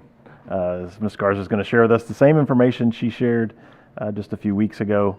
At the conclusion of the public hearing, there'll be an opportunity for comment, and then after that, we will return back to the meeting as we'll look for the approval of our budget and tax rate moving forward. So, our Chief Financial Officer, Ms. Karen Garza. All right. Well, good evening, members of the community. It's my pleasure to be here this evening to share the 2024-2025 proposed budget. This is our budget timeline. We have met in the workshop format twice, earlier this spring in February and then again in April. Our staffing allocations were released earlier this spring so our campuses and departments could begin the hiring process for the new school year. In July, we provided an update to the Board of Trustees at our regular July board meeting. We have final certified values. Our tax rate calculations are finalized, which has allowed us to complete our revenue projections. On July 31st, we met with the district level planning and decision-making committee to get their recommendation for approval to the full board for the budget. We did get unanimous approval by that committee. And then on August 6th, we had our first of 2 public hearings. This is our second public hearing this evening, and then we will be asking the Board of Trustees to adopt the budget and the tax rate later on this evening. So these are our budget assumptions moving into 24-25. We use student enrollment of 74,000 students. That represents 1,500 student growth over where we ended 23-24. Our average daily attendance percentage at 92.5%. Our final certified property growth estimate or values came in at 8.36%. This generated an additional $4.2 billion in value. And then we're proposing a tax rate this evening of 0.9496. And that represents an overall decrease of 1.25 cents. So taking a closer look at our proposed tax rate, on the maintenance and operations side, our current tax rate is 0.7021. We are proposing a 24-25 M&O tax rate of 0.6696. This is a decrease of 3.25 cents, and this is a result of continued compression by the state as a result of House Bill 3. On the debt service side, our current tax rate is 26 cents. We are proposing a 2-cent increase to move to 28 cents, and this is a result of the passage of the 2023 bond. So overall, again, we're looking at an overall decrease in the tax rate of 1.25 cents. This is great news for our community, as when the bond was passed in November of 2023, our tax rate at the time was 0.9621. Our community approved a 2-cent increase on the tax rate, which would have taken us to 0.9821. And we will be moving to 0.9496. So based on what the community approved, that is an actual decrease of 3.25 cents. So we're happy to be able to offer an actual decrease in our tax rate while still allowing us to continue with the very much needed projects in the 2023 bond. This is just a graph format of our tax rate history. Since 2020-21, our tax rate has decreased by 26.29 cents. Now moving to the revenue side of our budget, our local revenue next year will actually decrease by $13.97 million. And this is a result of the implementation of Senate Bill 12, which is the recalculation of the tax ceiling for our over 65 residents. That resulted in a tax decrease on the local side of about $25 million. On the state side, you'll see $38.52 million. That $25 million we lost on the local revenue then becomes the state will kick that money in for us, and then our normal student growth of $12 million brings us to our $38 million state funding increase. The next 2 items are pass-through items, our teacher incentive allotment and our TRS in kind. You will see offsetting expenditure items for these on the expenditure side of the budget. So our total estimated funding increase on the revenue side, $27.3 million. This is our personnel additions for 24-25. We are recommending total additions in the general fund of 147 FTEs at a cost of roughly $10.8 million. We are pulling special education out separately this year to show you the impact that it has had on our staffing for next year. Over half of the $10.8 million in additions in the general fund are due to special education. This is an area where we have seen tremendous growth in our district, and we can expect this to continue moving into the 24-25 school year. So on the expenditure side, Additional personnel for growth, 10.8 million, as we just saw. Our teacher step adjustment at 1.6 million. This is just to ensure that we have a functioning teacher hiring schedule.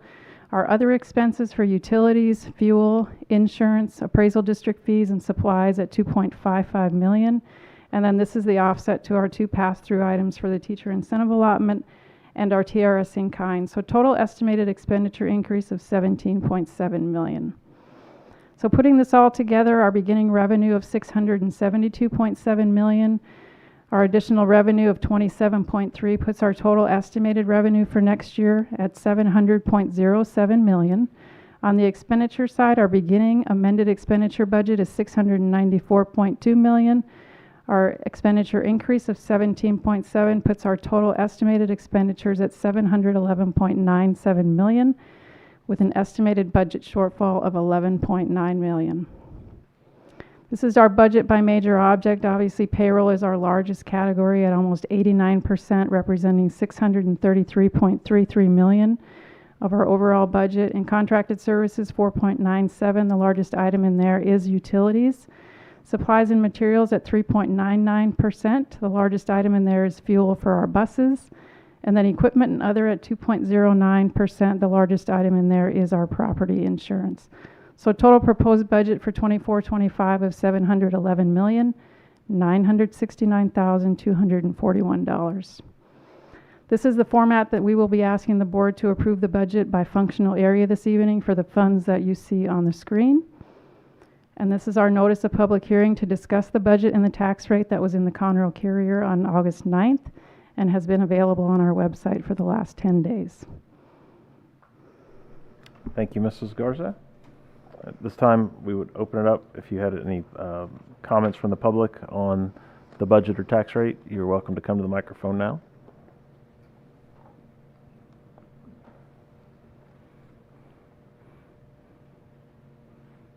There was frequent discussion about demographics throughout the bond process and enrollment, and I saw number 74,000.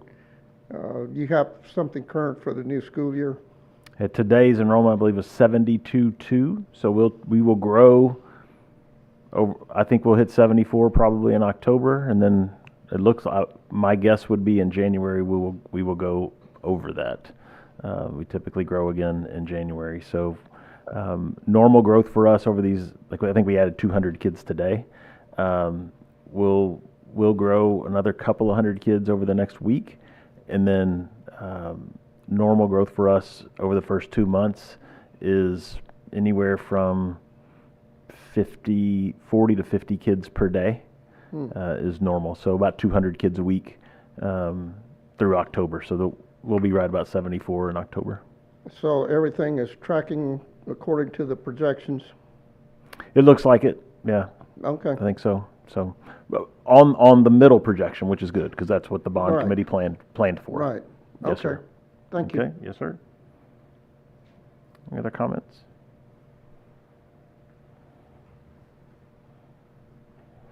This isn't a comment, it's a question. Is that okay? Yeah, sure. Okay, and this is a very uninformed question. Why are you reducing the tax rate if we're going to have a shortfall? That's a great question, and I'm glad you asked it because it's good for clarification purposes because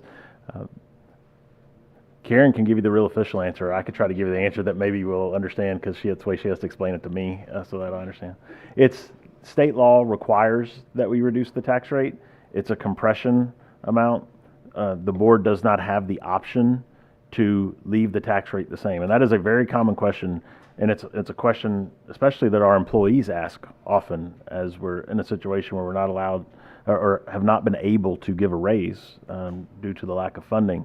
This board, you saw that decrease over the last few years. That is compression. That's part of state law. So the board has never had the option to say we pass on that. We want to increase our funding so that we can give a raise to our employees. They have verbalized their wish to do that. They don't have the legal ability to do it. Karen, did I get that right? Or do you have to correct me? That was a great answer. Okay, thank you, ma'am. All right, that will conclude our budget hearing. And Mr. Hubert will hand the meeting back to you, sir.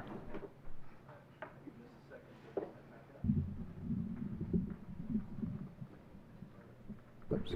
you, Ms. Garza, and all those, your team, and everyone, Mr. Rice, and I don't see him here, but all of those that were a part of that, and then also all of the input that the board had as well. I mean, we've been working on this since February, March, April time period. It's thank you for your diligence, everybody. Okay, we will gavel back in to our meeting. The time is 7:44.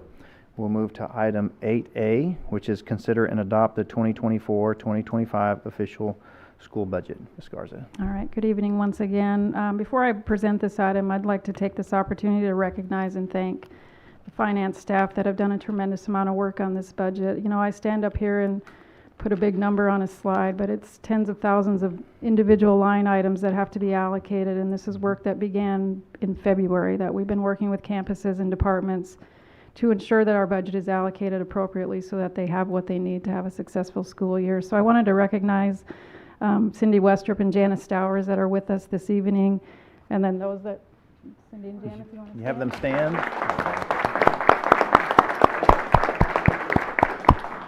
And then those that couldn't be here this evening, Desiree Smith, Rachel Battaglia, Blair Delahousse, and Laura Keiko for their work on the budget. We are very blessed to have such a wonderful team that is really passionate about what they do and serving kids. So thank you. All right, so it is my pleasure to recommend the Board of Trustees approve the 2024-2025 official school budget as discussed in multiple board workshops and presented in 2 public hearings, and as recommended unanimously by the District Level Planning and Decision Making Committee. I recommend your approval of the 2024-2025 official school budget. All right, thank you. Do we have a motion? We have a motion. Do we have a second? Second. All right, a motion and a second. Any discussion, comments, questions? Yes, ma'am. Yeah, I just have a few. First of all, Ms. Garza, thank you again to you and your team. Those that know and have been watching for a while know that that deficit has shrunk, and it's also because of a lot of work your team has done. So thank you so much for that. And then to all the district employees, all the teachers, everyone that matters so much to the success of this district, that is watching and listening and disillusioned because there's no pay increase, there's no raise provided. I see you, we see you, we haven't forgotten about you. It is really unfortunate that we're in the situation we are. Just hang with us. We're glad you're here. We're happy you're here. We're lucky that you're here at Conroe ISD. Just please know we will take care of you when we can. Absolutely. Thank you. Thank you. Any other questions, comments, thoughts? So, Ms. Garza, if once we do have another legislative session starting in January, say if by February, March, they have decided or passed something to increase the funding, how soon can we amend this budget? Well, any funding increases that they do in this next legislative session would be effective for the 25-26 school year. So there would be no additional funding that would come to us for 24-25. So we will be working with the funding that we're estimating for this next school year. So we're gonna start our work in the fall to kind of get a plan together for 25-26 with the hope that maybe in the spring something changes and we can adjust accordingly. But we will not receive any additional funding from the state for 24-25 because any legislative change would take place for the next biennium. Thank you. Okay. Any others? Unless they find some way to do it, Special session. Yeah, I guess they could create a special session. They can do whatever they want ultimately. So if they found a way to go back and give us additional funding for this school year, then certainly we would bring that right back to you so that you all could decide how to allocate those funds if they were made available. It's Right. typically that's not the way it works, but if they were to do something different, we would absolutely bring it right back to you so that you could do with it as you saw. And just for clarification, just to make sure that our employees heard, I know we've had a lot of workshops and a lot of discussions, and it's been something that is a concern for all of you, and I know that there's been that dedication by all of you to want to make sure that the staff is taken care of. So we appreciate that sentiment, and hopefully we'll get the opportunity. So. Ms. Garza, are we still waiting on the audit for the appraisals? No, that was finalized and it was approved. That hit so this past it will, fiscal year? yes. Okay, great. So, yes. Thank you. And for me, it's not just the staff. The staff is extremely important. I know that makes up 89%, but it's what the staff is able to do to help our students be successful.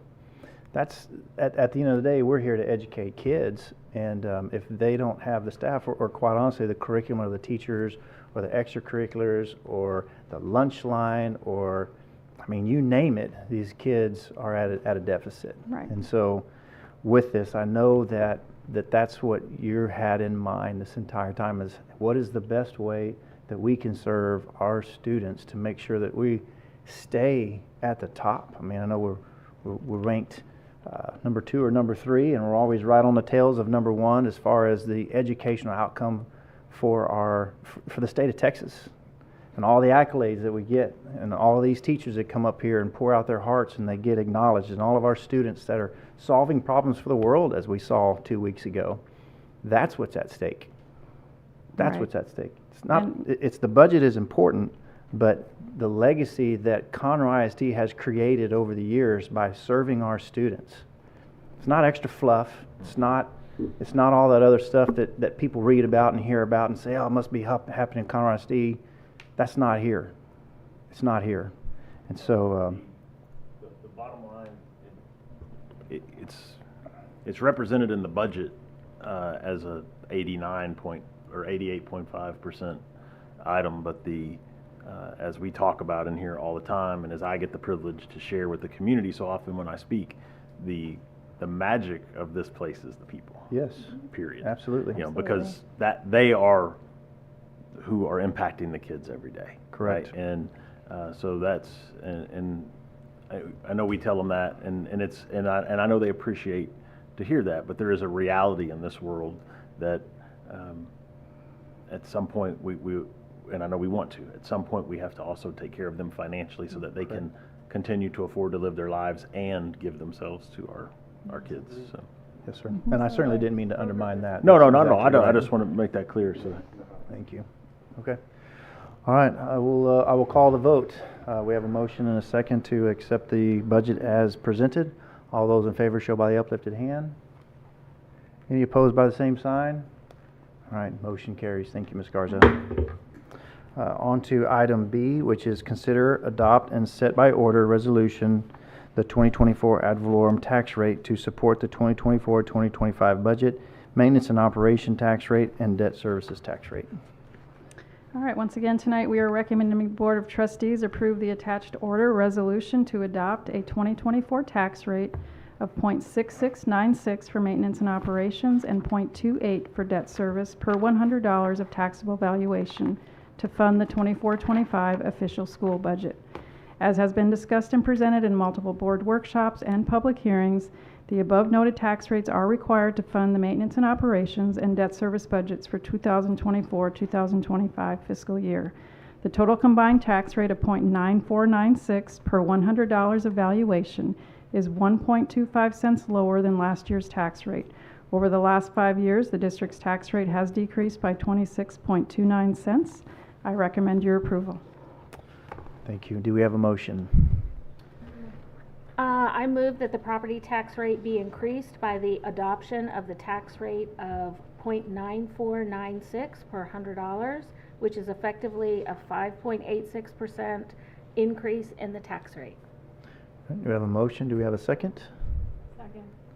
All right. Motion and a second. Conversation, discussion, thoughts?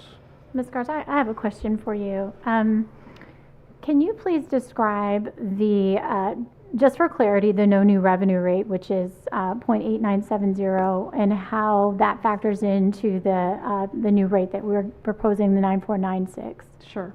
So this is a In English. Yes, this is a calculation that we are required to do by the Texas Tax Code, which essentially looks at the tax rate that we would need to generate the same amount of local revenue if the same properties were taxed in both years.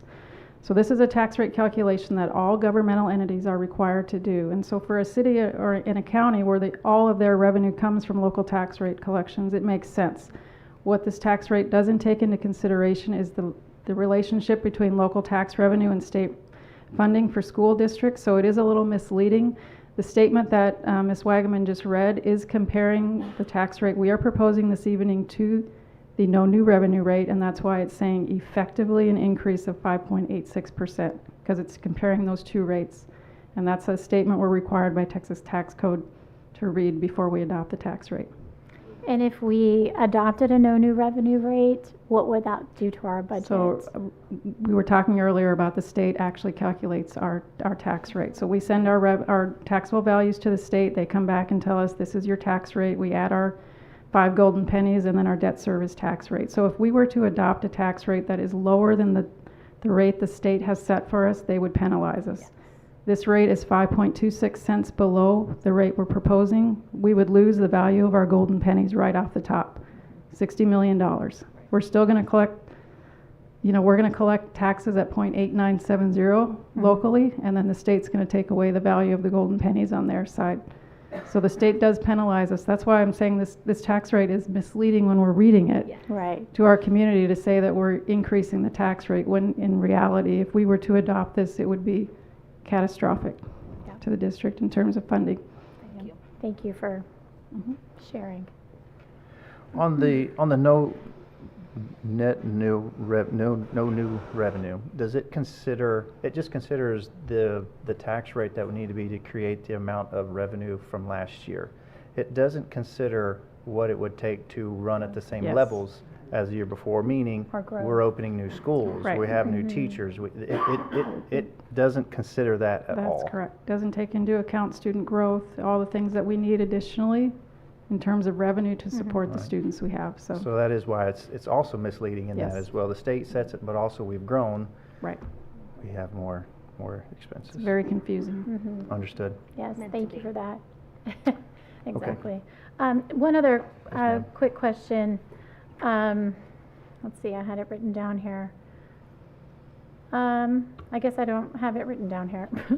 So we can go ahead. You good? Yeah, sorry about that. No problem. Anyone else? Okay, I'll call the vote. All those in motion, all those in favor of the motion show by the uplifted hand. Any opposed by the same sign? And abstentions? All right, motion carries unanimous. Thank you, Ms. Garza. All right, item C, receive financial reports. I would just like to say congratulations to Ms. Garza on her first budget as a CFO. And that's a big deal.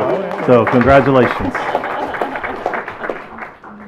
You left out that it's a deficit, but we're working on that, Ms. Garza. I know. All right, well, it's my pleasure to be here this evening to present the financial statements as of July 31st. This is our balance sheet. Presented here is the general fund, the debt service fund, child nutrition, and self-funded insurance. Total assets in the general fund, $267.6 million. Debt service, $81.4 million. Child nutrition, $12.9 million, and self-funded insurance, $11.6 million. This is our income statement. This shows the district's revenues and expenditures. Total revenue in the general fund year-to-date, $583.4 million. Total expenditures of $544.3 million. This is our 2023 bond referendum update as of July 31st. Total funds expended and encumbered $275.3 million, or $2 million, sorry. And then we have sold so far $595 million of the authorized amount. Our self-funded insurance, as expected, July, very heavy utilization of the plan, which is very common for the summer. Total revenue of $4.6 million for the month and total expenditures of $5.9 million. We are still running a slight surplus for the year at $310,000, so we will see how August comes in. Just a reminder, when we did adopt the self-funded insurance plan for the year, we knew coming into this year that we had a very healthy fund balance, so there is a possibility that we could be using up some of that. So if August trends the same way as July did, we could potentially be using up about $1 million of that $8 million fund balance. Do we have a run out on that as well that carries into the budget? we will have what we'll see here is the change in the accrual. So this is on the cash basis here. So depending on how the accrual for claims outstanding at the end of the year end up, we could see an overall increase or decrease as well. Thank you. So this is our investments as of July 31st, total par value of $955 million. The pools are yielding 5.44%. Our investments with Wood Forest at 5.78. Our combined portfolio is at 5.37, and the 90-day T-bill, which is our benchmark, is at 5.14. All right. Ms. Very good. Garza. Questions, thoughts? Yeah, Ms. Garza. For the 2023 bond, when is our next, what is our timeline for our next sell? So we will be bringing you 2 parameter orders in September, one for a potential refunding opportunity, and then the second for the actual second sale, which should happen in January. And approximately how much? About $600 million. 600. Yes. Okay. Is that the tax anticipation notes that you're talking about, the sale of, or just the bonds? This is just the bonds. Okay. The second Thank sale of the 4 sales that we had planned. Thank you. Okay. And real quick on the contingency we were talking about earlier for Conroe High School, that Mr. Foster was talking about bringing us items about how to apply that. Is that 18 million, is that part of the 2019 bond, or Yes. was that general fund money? No, this is part of the 2019 That bond. was part of the bond? Yes. Okay, thank you. Just to clarify, we had set aside extra money Yes, from the general but fund we because we moved thought that we might back go over. already, We yeah. moved that back, so now this is just contingency money in the bond This fund. was the original 2019 Correct. bond contingency. We will use it all for Conroe High School. Correct. Okay. Correct. Thank you. All right. Any other questions for Ms. Garza? All right, very good. Thank you very much. All right, for executive session, we don't have anything as a board to discuss unless someone has a need to go into executive session. No, sir. Let's keep moving. Anyone else? Okay. All right, moving on to item 11, which is legal. A, consider and approve purchase of approximately 2-acre parcel in the Caney Creek feeder zone and authorize the superintendent to negotiate and execute documents necessary to effectuate the transaction. All right, Ms. Gladys. We discussed this previously in closed session. We were able to negotiate the purchase, and we are asking that you approve the purchase under the terms we discussed previously. All right. Do we have a motion? Motion to approve. We have a motion. Do we have a second? Second. Motion and a second. Very good. Any discussion or questions? Just so I'm Yes, clear, ma'am. this is the property we discussed? Yes, Yes. little 2 acres near the Caney Creek. Yeah. Yes. All right, I'll call the vote. All those in favor of the motion show by the uplifted hand. And any opposed by the same sign. Motion carries. Thank you, Ms. Gladys. All right, moving on to item B, board member request to discuss and develop legislative priorities for the 89th Texas Legislative Session. Mr. President, yes, I'd like to ma'am. pull that from our agenda for the night because this will take effect, the legislative session will take effect in January, and we will already have 2 new board members at that point at least. And we have so many other pressing things right now. I think that if we could ask Dr. Knoll and his team to put together a list of priorities and come back to us on it and then discuss it, the overall legislative priorities, that would be a good place to start. I also requested this agenda item, and I would like to discuss it. Last month, I was ready and prepared to speak about EFA and EFB, and it was pulled. And so, I honored the pulling because it was pulled by the person that had requested it. So I did request it. that was your item to request? Yes, it's in I also the requested it, though. agenda No. as my item. Let me make sure I understand. Last month, when you were prepared, as we were you the person that requested that agenda item? I don't think that is, Yes, I was. not this one. I'm talking about the one that was pulled last month. That doesn't have anything to do with, Ms. Wagaman was. That doesn't, I'm Thank just you. saying apples to apples. She was able to pull her item, and I'm pulling mine. But what I'm saying, I understand what you're saying, but actually, in the notes, it was, the minutes that we just approved, it was actually an item from Ms. Chase for this agenda item. Well, why on this agenda is it under Ms. Odenweller's name? This particular I agenda don't item? know. So how does that affect? What do you mean it's under her name? It says, as at the request of trustee Odenweller. Oh, excuse me. I'm sure, I mean, I'm not thinking. But that I you're also trying- requested it.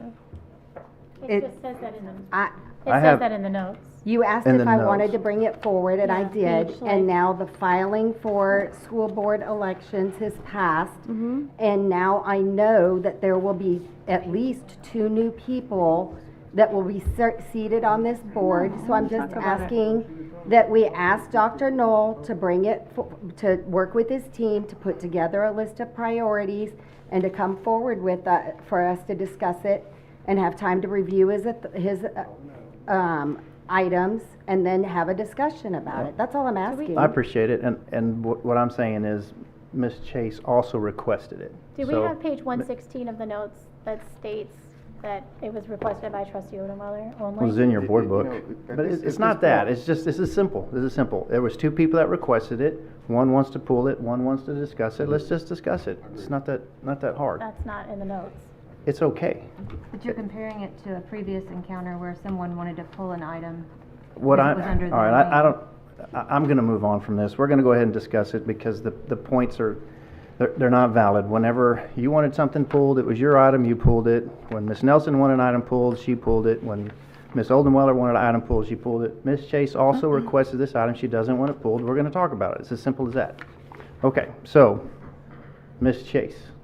Yes. This was an item that you had asked for. I will turn it over to you since you kind of started this. Yeah, thank you so much. So I didn't, I would like maybe to give Dr. Knoll a chance first to talk about what he's prepared and just handed out. Well, we did just get some bullet points. We sent them to you. We are not prepared to present them to you tonight. This is not necessarily a presentation for us because we understand that this is the board's item. It's not our item. So what we've provided for y'all tonight are bullet points that I believe we have all talked about at some point during workshops and things that we have shared as concerns. We offer those as items that you all may choose to take up or you may choose not to, but they're just there for you all's questions. And then I would just say also, like, we'll make ourselves available however y'all want to proceed in this. If you would like us to take notes and then bring back next month a comprehensive list of our suggestions and what you all discussed tonight, we can do that. We can share it, before the next meeting and we can work back and forth if that's however y'all want us to do it. This is new for us too, because we've never done this, so we Right. just want to be able to help you guys however you need our help. Okay, well then I will perhaps talk to the board about what I had come up with, was I was thinking through legislative priorities.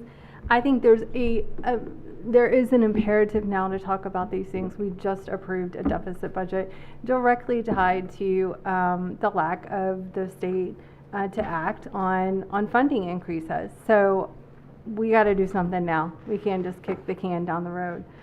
So I think it's important to have these discussions and align on what is important for us as a board to advocate and push for to protect our public education system here. Good. Okay, so I grouped it into 3 buckets: funding, student outcomes, and safety. And funding, I see I have some similar ones to Dr. Knoll's list, but basically updating the finance system. So increasing the basic allotment, which hasn't been increased since 2019. Got to do that. And changing the calculation from the average daily attendance to enrollment-based calculation. I think this is, for me, the number one thing we have to advocate and push for. There's too much variability when having to deal with the average daily attendance, and we have to build schools and staff schools and run schools for how many people we have enrolled, not how many people show up. The second one in funding, I have increased state funding for special education. This is a no-brainer.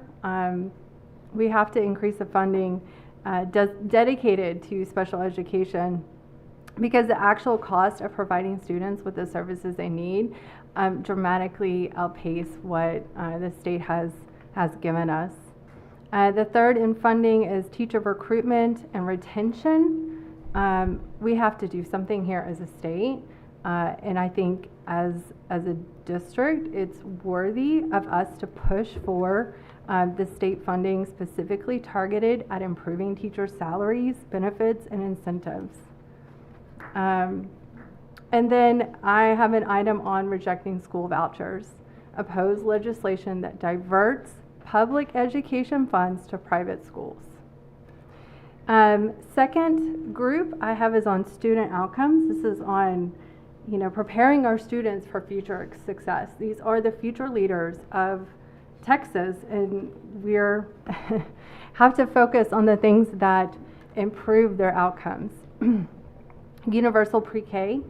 I think we need to advocate for state funding to provide universal access to all Texas children.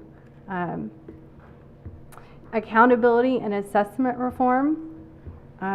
We should support reduced reliance on the STAR test and advocate for more holistic assessment systems, right, that include multiple measures of student growth and college and career readiness.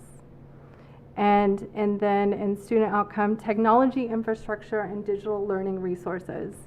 I think we should look to advocate for promoting state investment in technology infrastructure, including high-speed internet.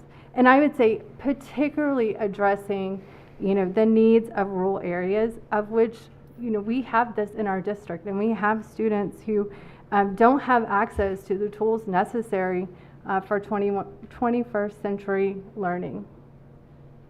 And then my last bucket is on safety. So I think here the state has done work here, and I think they've established some good measures for us to take and required to take as a district. What they've failed to do is actually provide the funding for it.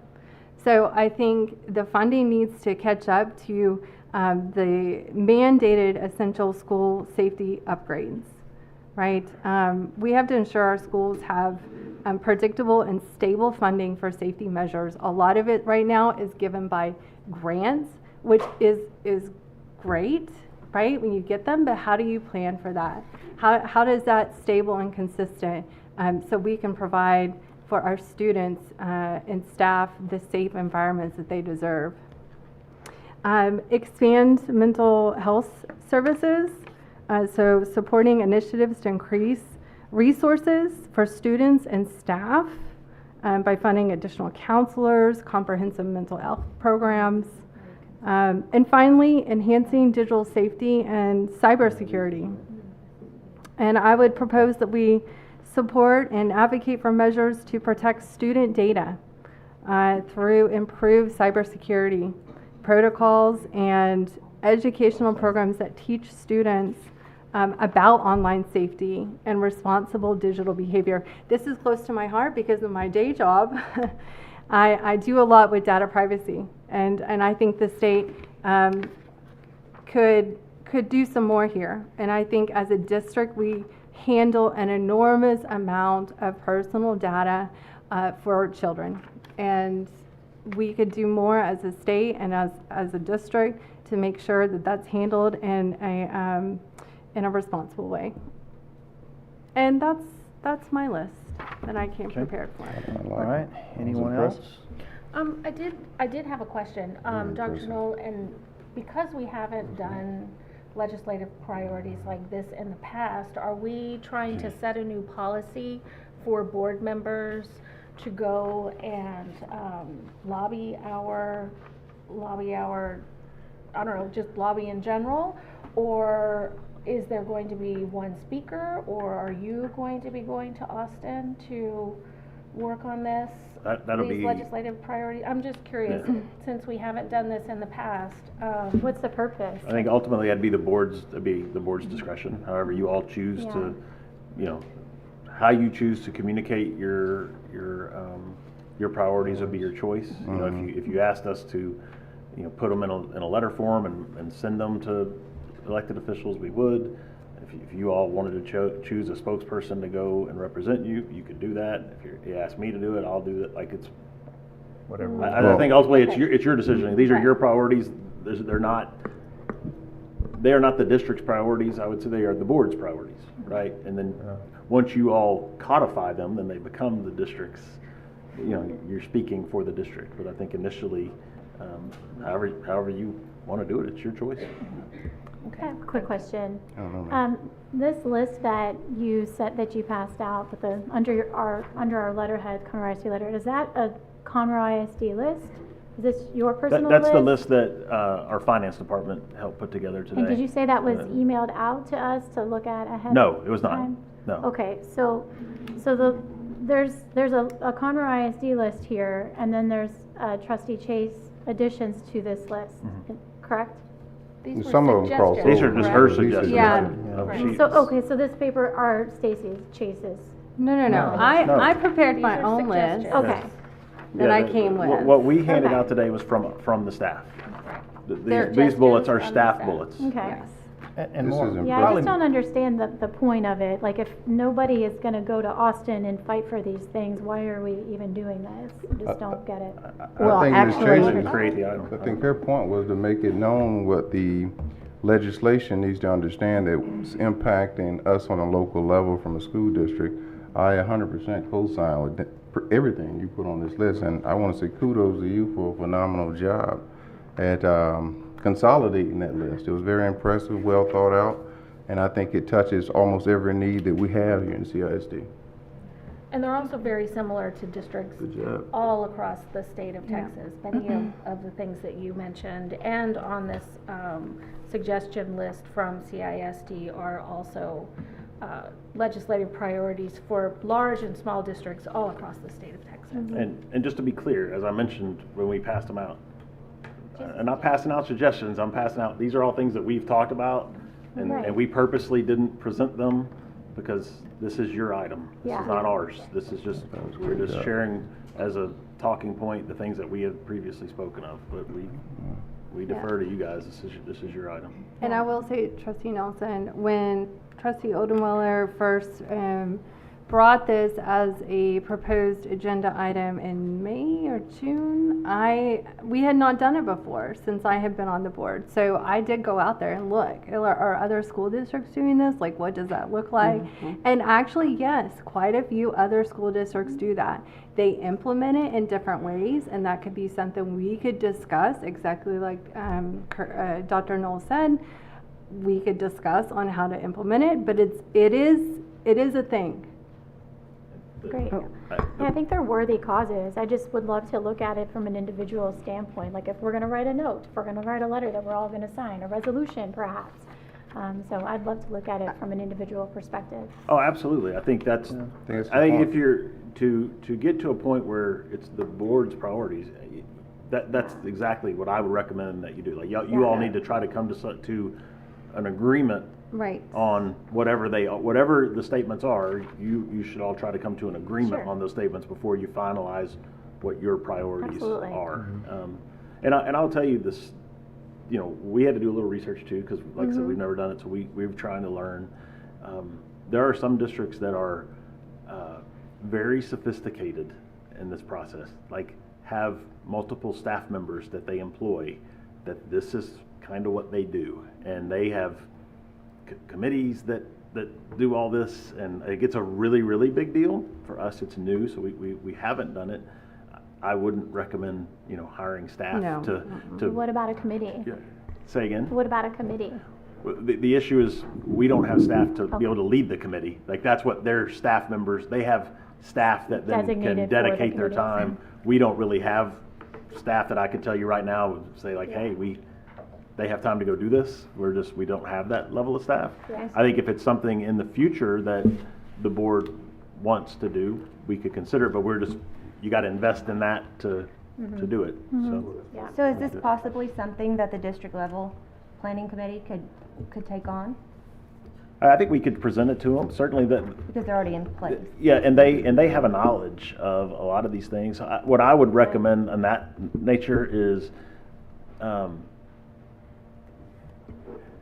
if you all come up with let's say you all come up with something that you like, then let us take that to the district level committee and get their feedback and then bring it back to you, versus like asking them to create it is probably beyond their scope and would be harder. So I think like the budget, they don't create the budget.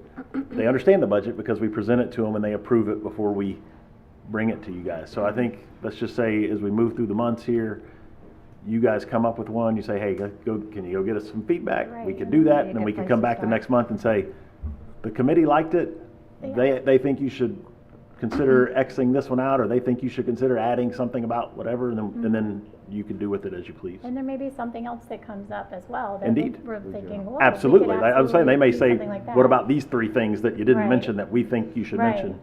I'd hate to be locked into a menu of items here. No, you know what I mean? like what we send is 1,000% not a complete list. It was not intended to be that in any kind of way. It was just here are a couple of bullet points. If you need something to start conversation, Yeah. you can start here. But we did not try to have an exhaustive list by any stretch. Very good. So are there items that you think are missing, or that you would want to add or change? I think it's a good list. I mean, there are certainly, I'm hearing of things here and there that could be or couldn't be, and so for me, it's just too soon to, like I said, to have a comprehensive menu of things that we're just going to go with right away. So I just feel like as things come in, we might add some things to the menu or whatever we decide to put our weight on. So can I offer, if you would like, if you want to share your list, we can add that to the small list that we have, see if we have any additional just get a staff. running And then list if of, you yeah, all have things to items that you would add. like to send them to us, and then Sure. as we compile that, then we can send it out to you all so you can see what the running list is, and then that. That'd be great. So then if that you come makes back sense. next month and you want to try to like finalize something or whatever, then you've had it and you've been able to digest it. One of the things I'd like to point out is that or not point out, or to address, is that as far as the ADA allotment, that has definitely been something I've been discussing and talking about. I also, the increase on that. The other thing is on the possibility of changing that as well from enrollment to possibly a bonus for our attendance records. I like it. So I can see where they're concerned if we try to change it to just an enrollment base, then we technically don't have an incentive to try to encourage attendance and having students in seats. It actually could lower our classroom sizes by doing that. And so I could see the argument or the for that is, all right, let's change the way we're funding and possibly do an enrollment plus a bonus amount for increases in, or where our attendance fall or something like that, that helps you. You know you're going to get this, but by encouraging and continuing to have good attendance, schools could get X amount. So that was one of my thoughts that I had going on that. State funding for SPED, I've said it since day one, being back and forth in the Capitol for every other week in the last spring. I'm trying to think of where we are on it. I guess it was a year ago in the spring. I know that when we were working so hard for the dyslexia bill, we knew it was going to need funding, but you can't do both at the same time, which is really a sad thing that you can't. And so it is something that the Texas Dyslexia Coalition is working on, because we know it's a concern and a problem. And it is something that I'm already working on as well, in trying to, not as a board member, as an individual working behind, to try to help with that increase.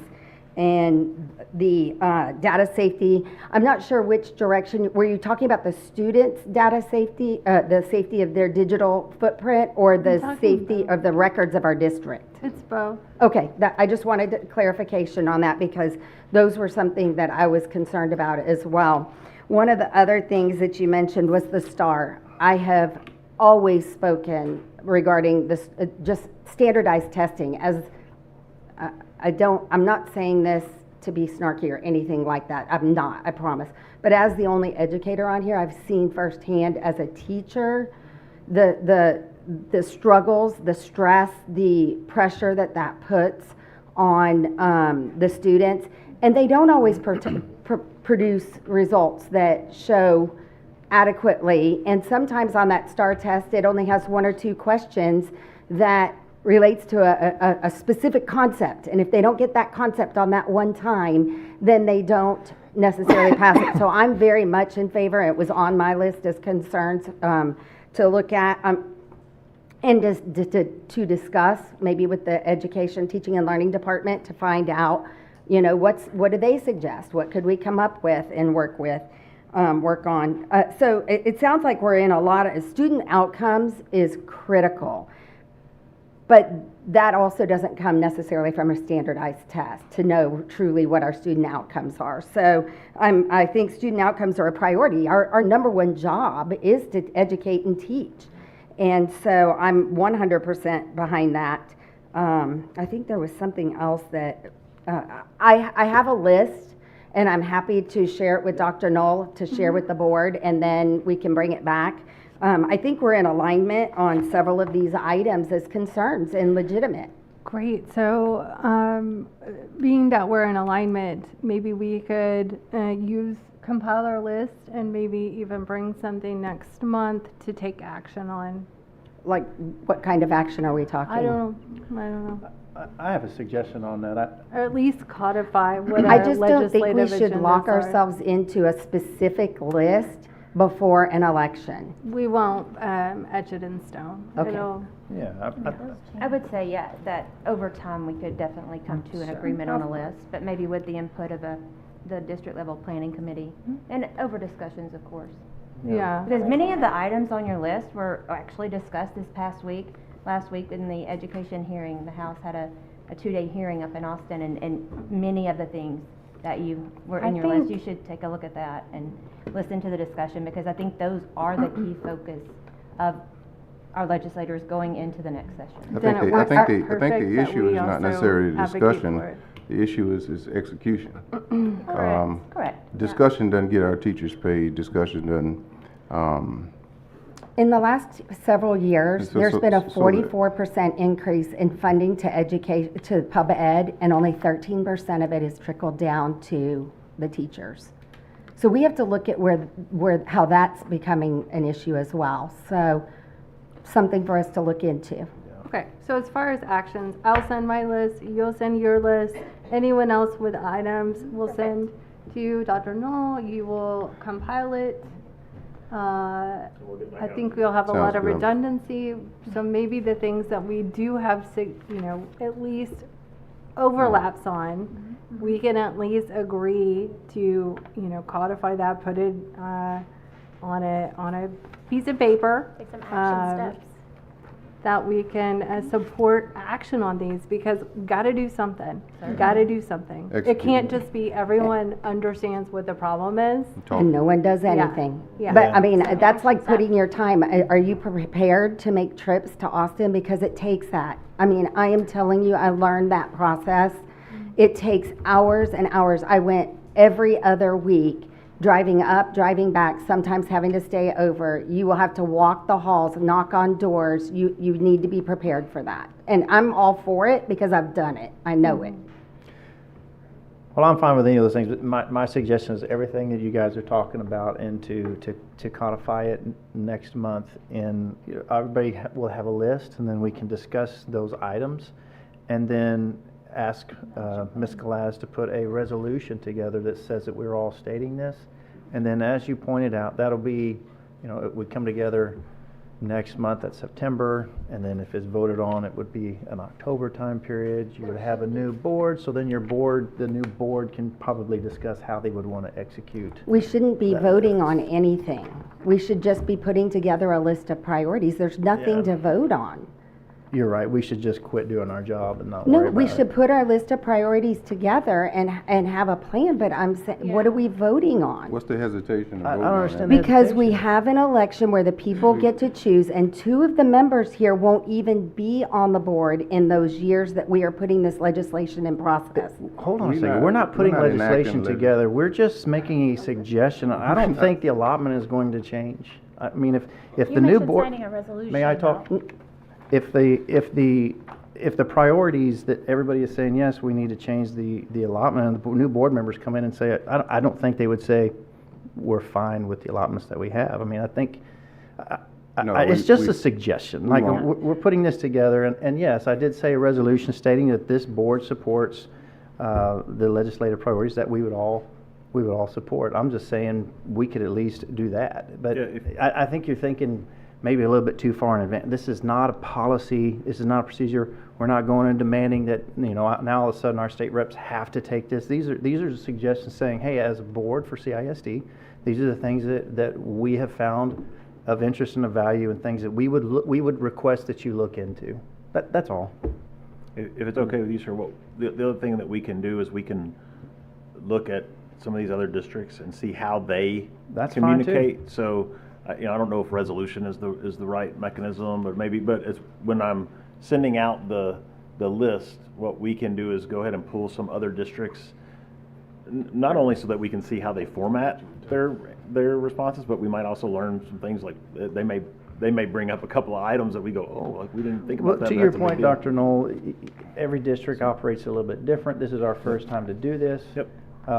We don't have resources. If you look at other districts and they do it differently, but yet they have a staff that does it, we don't have the ability to do that. So Correct. that was just a suggestion on my part. Understood. If we don't want to do it, we don't do it. That's perfectly fine. I will go with what the board chooses to do, obviously. I'm just throwing out my ideas as well. Well, I think we have a path forward. I'd like to thank you for that path forward. You did a phenomenal job in bringing all these items, consolidating all of these items, as I mentioned Gonna before. have So, to bring you great around jump as start. my hype person. yeah. All right. You like that, huh? We good? Ms. Gladys, you're You like clear this- understanding? You like this I new do, no, we're season. good, we got it, we got it. All right, very good. Okay, moving on to item B, which is board member request to discuss and develop legislative, excuse me, I'm a double reading. Item C, board member request discussion to reevaluate board policy EFA instructional resources, instruction materials, and EFB instructional resources, library materials, and their respective procedures. Ms. Chase, I believe this was your item. Is that? Excuse me, Ms. Wagner. Yeah. I will allow you to. It was both. I just tag team on everyone's. Okay. We'll go ahead. So, thank you. Okay, so over the last couple of years, in regards to board policy and books, we have implemented opportunities for our parents and students to find all of our library materials online, to look for books that they want to read. In our K through 6 school districts, classroom, in our K through 6 libraries, we have started separating out our 5 and 6 from our K through 4 so that they're more age-appropriate books. And then we have also implemented the opportunity to receive an email every time our children check out a book from the library, keeping the parents in the loop as to what we're doing and what their children are checking out and when they're returning them. And so when it came to looking at our current policy, we found that we had, it's sort of it's a snag in the sense that our AP College Board courses, as well as some of our college courses, because of the books that we have removed from EFA and EFB, we are limiting our students' access to some of those books. Some of them are not going to be taught in the classroom. Many of them are extra upon the student's part to check out books for testing purposes and learning purposes. And so my biggest concern, and this is something for Dr. Knoll, is to find a way to carve out some sort of procedure so that when our parents want their students to read books that we may have removed or pulled out of the library, access to find those materials at no cost. And so that's really where I want to focus on this policy discussion. And Ms. Chase may have something different, but this is where I'm interested in the discussion. Yeah, I think that's within your current policy. I think procedurally, we can handle that procedurally. I would venture to say that we don't have any AP students that can't get access to a book that their parents want them to have access to prepare for the exam.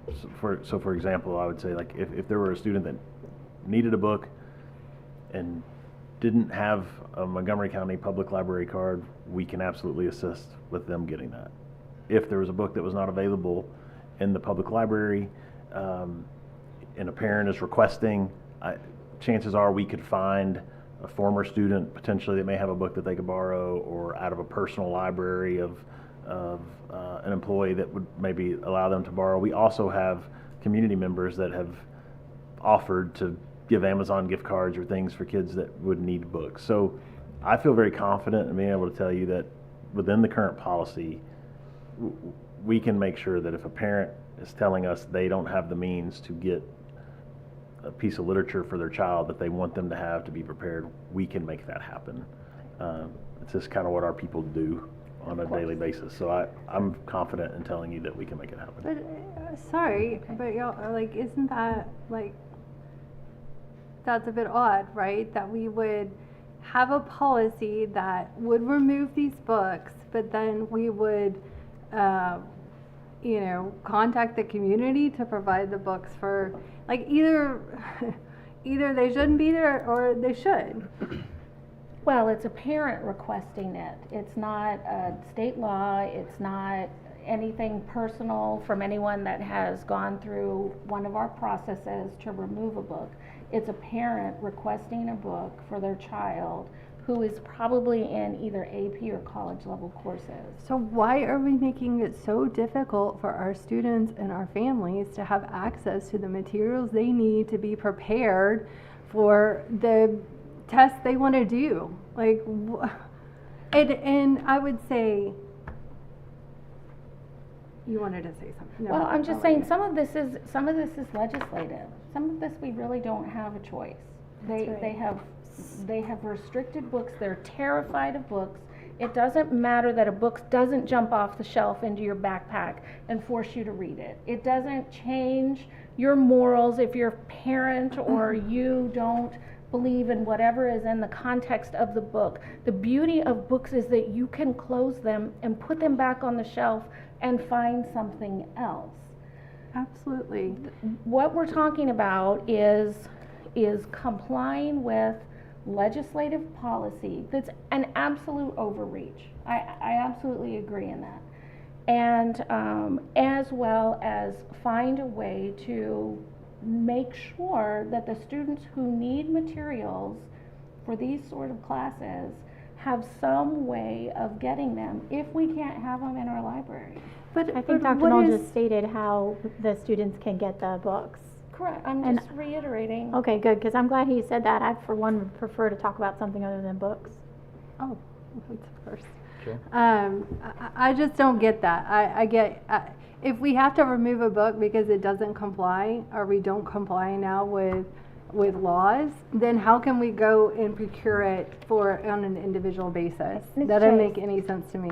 The sheer fact is that it should be there, right? And so if a parent objects and wants it further, we understand on a fundamental basis that their child should have access to that, and we should not have removed it. That we're willing to go through all of these hoops to get it for them. Are you saying that there's a book that's been removed and that is being taught? Is that what you're saying? Like, you're saying that we're requiring a book for a lesson? Absolutely not. And it's not in the library? No. Okay, because I'm confused. That's what it sounds like.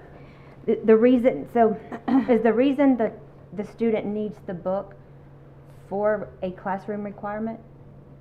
I think you're misunderstanding. Not I think necessarily. so. So sometimes Sounds AP gives extra reading lists of books for students to go ahead and read on their own time, because many of those concepts or information will be found on an AP exam. I understand And so that. that is kind of where we're focused. There's a limit to some books that we can have and we can't have, and that is through legislation. I guess if you could give me a specific book title. Well, it's not so much about the book title, because it could depend on the student. The student may want to focus on certain materials that they know could possibly be on an AP test. So each student could be requesting different books that we may not have in the library for the purpose of those exams. Yes. And I'm trying not to go round and round, really. I was just hoping that we could make If I could give you sure. clarification on that. So AP sends out a list of books that could be part of, that to choose from, right? Our teachers, as part of our scope and sequence, are going to choose the books that we have in our collection, right? If we've removed a book from our collection, then we don't teach it, right? And yet, some students do want to read every book on that list in preparation for the exam. So the question was, what if I'm a kid that, I don't have the some of our families can just go to Amazon and click and get that whole 30 books sent to their house, but some can't. So as I understood the question is, what about the kid that can't but wants to read the books, and their parents are asking us, can you help us have access to books? And that's where I would just say, yes, we can help, just as we help people access community resources on a variety of topics. We're not going to teach it in the classroom. We're not going to make it part of our curriculum. But if they need our help in accessing learning materials that their parents want them to have, we will help that parent. I just wanted to clarify, this is not a book that we're teaching. We wouldn't teach, no. What we're saying is these are books that we had removed. If we have removed a book from our collections, we are not teaching it. Correct. From our classroom collections or from the library collections? It could be either way. Right? So how many of our books were impacted by the library, them not being, because I thought I went through and checked them, and that those were in, many of those books are in the library, many of those 30 books. I think many of them are. I don't have a count. I mean, I just. Maybe that's what we should look at, and then be able to evaluate, because they are college level courses, and with proper parental being informed, maybe we need to look at how many of those books. I was pretty sure I looked through most of them, and that they were in the libraries for checkout. Yeah, I don't know that they all are, but I No, don't. but a majority I of them don't are. know. That's And the ones that wouldn't be were in violation of the state law right now, right? No. Because that'd be the only way they were removed. No, as part of the new policy. Right, that's what I was getting at. According to the new policy, it was based on state law. That all that was predominantly changed in the policy was the TSLAC, the Texas Libraries Archives Commission's standards, which were set forth just recently, and we updated our policy to include those new standards. And those are the only books that have been, other than for low circulation, quality and condition, those types of things. Yeah, because there is we have to understand there's the policy, which you said is based on state law, but there's still, we still have our own Conroe ISD thing there. But then as a staff, we also have to watch and respond and react to the board's interpretation of its policy. Correct.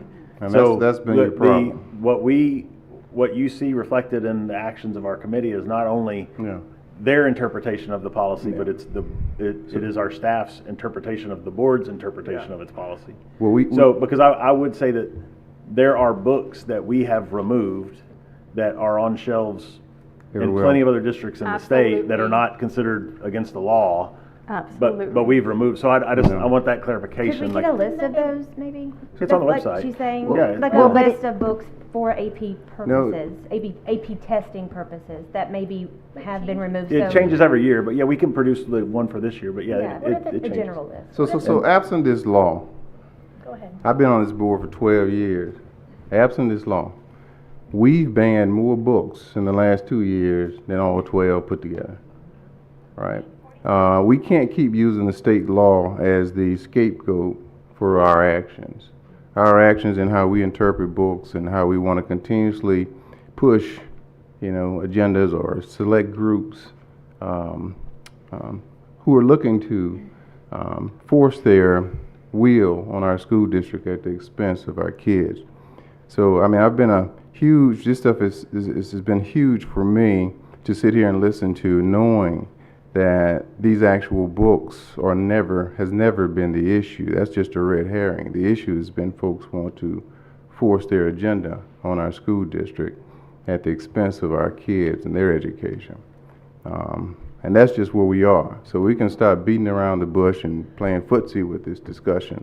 And it's interesting to me, over the last 2 years, this has been going on, but folks want to stifle discussion on books. Hadn't had this much discussion on books in 12 years. No. But the last 2, it's been at the top of the list for everything. All right, so I came prepared to this discussion with a list of things I wanted to change in both EFA and EFB. Right now, we've only been talking about access, really, which is like EFB. But, 2 board meetings ago, 3 board meetings ago, I don't know, whatever. A couple board meetings ago, we took action based on EFA to remove instructional material, those books. So it is not just the access. It is not just the access. It is also being able to use them in AP classes as appropriate to prepare our students for the exams that they will face. So I want adjustments to EFA as well. And we can't pretend that just having access to a book is the same thing as being able to be instructed in it. Okay, it is not the same thing. Otherwise, when kids showed up for their science class, you just hand a biology book to them and say good luck?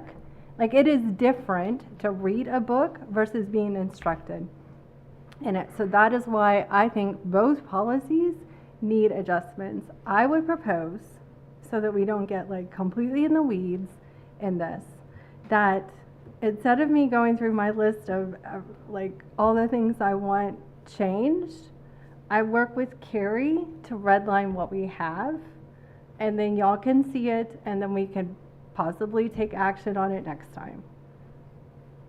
That's your privilege. Yeah. I think that's a great idea. Yeah, Okay. I'm fine with that. I'd like to add just some thoughts of my own, if that's okay. Because the level 3 hearing last month, I learned a lot through that process. And so, first and foremost, I want to say this. There are several things. There's not a lot of things that I'll take you on the mat for, meaning I'm going to do everything I can. And if anybody wants to put porn in the libraries, that's something I'm going to take you to the mat. I do not want that. And raise your hand if you want porn in a library. Nobody wants porn in a library. But I believe that there is a difference between porn, which is arousal and titillating and all of that stuff, right? It gets you aroused, and discussing sensitive issues, like in The Color Purple, when you're talking about rape and incest. That is not pornography. Okay? It might be hard discussion items, but those are the types of things I think, Ms. Chase, you're touching on. And when you're saying you want to change things, I think it's important that we say nobody's here trying to put pornography in the hands of children or students. Nobody is talking about doing that. But what we're talking about is there are age-appropriate subject matters that we, as a district, as a policy, we put in force where, quite honestly, speaking from the heart and talking with librarians and those that were in charge, they said, look, I'm not taking any chances. It's gone.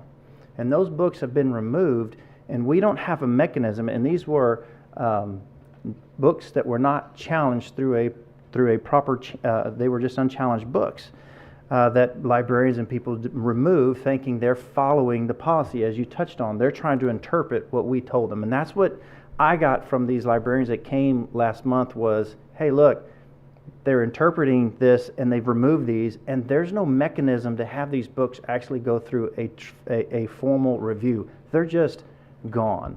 And that's where I'd like to see us move, is allow books that they're not pornographic, they're sensitive subject matter. Rape and incest, believe it or not, you know, close years if you need to, but those things happen. They happen at the high school level, they happen at the college level, and quite honestly, I want my 2 boys and I want my 2 girls to understand that those things happen and that there are resources for them and that it is not okay and they can come forward, and I want my boys to understand how to avoid those situations. And sometimes by reading the books and understanding the characters, and these characters in these books, they're hurt.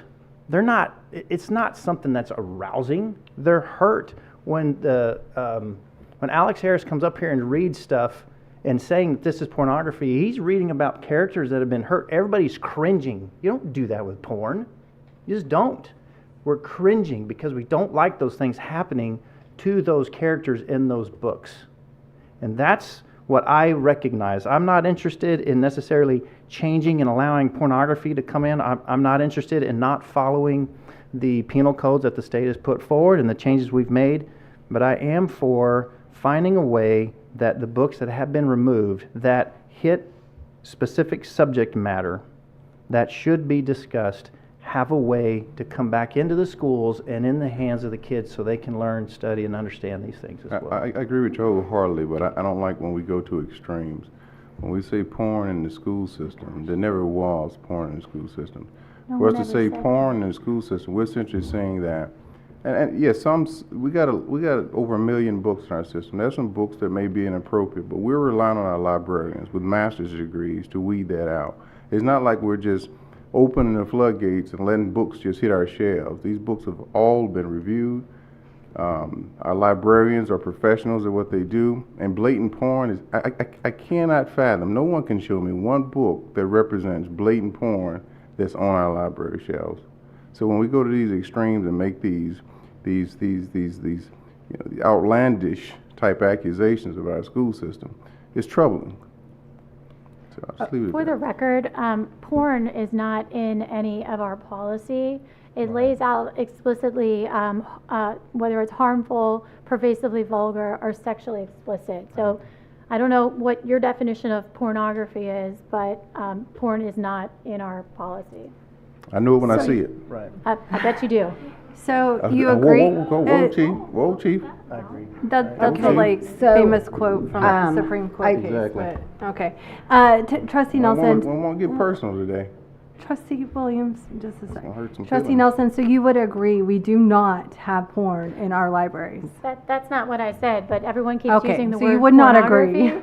But I just wanted to make it clear for those that are listening that there are 3 things that are laid out, whether the material is harmful, pervasively vulgar, or sexually explicit. Do you believe we have porn in our libraries?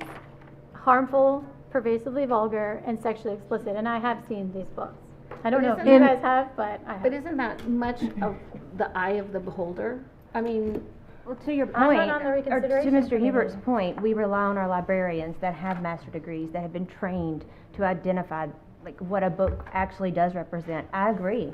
We rely on our librarians. If a book is pervasively vulgar, they should pull it from the shelf. That is for them to decide. So if they've misinterpreted those 3 items and applied them incorrectly, maybe we should take that into account, visit with them. We need a list of books that we feel are on the fence, or, I mean, we can come to an agreement on this. I do think there's middle ground, and I think when a parent signs their child up to participate in an AP course with the idea to take the AP exam, they can sign off and give full parental consent for their child. And that's something we can all agree on. Right. And Sorry, go ahead. No, all go I ahead. was going to say is, just to put it out there, I haven't been on the board as long as you have, but over the last 3 years, there have been some books in some of our high schools that certainly met the criteria of a book that needed to be pulled that I would consider was pornographic. There were, and how they got in, we don't know, but we know that as soon as administration laid eyes on it, it was gone. It didn't have to go through reconsideration. It was certainly. And that's a successful process. Yes. That's how the Agreed. process is supposed to work. Right. Okay. Go ahead, Ms. Trustee Williams mentioned that in the last 2 years, 3 years, I can't remember, I don't want to quote exactly what his number was because I don't recall, but he stated that more books have been removed regarding, from our libraries. And that was with the law aside. Since we've been on the board, it's only been based on the law. And so in that time frame, more books being removed has been based on the law. I think that's a fallacy, So, to say the least. That's the delusional. other That's just thing being is delusional. that Allow her to speak, please. Thank you, sir.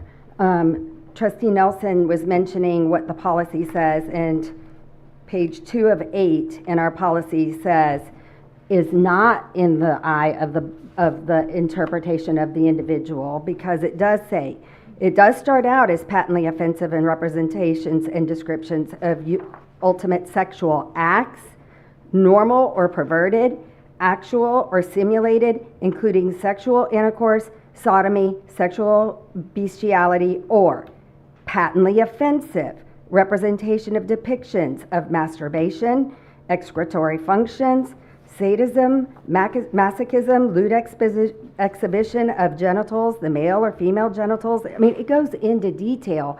It's not open to an interpretation.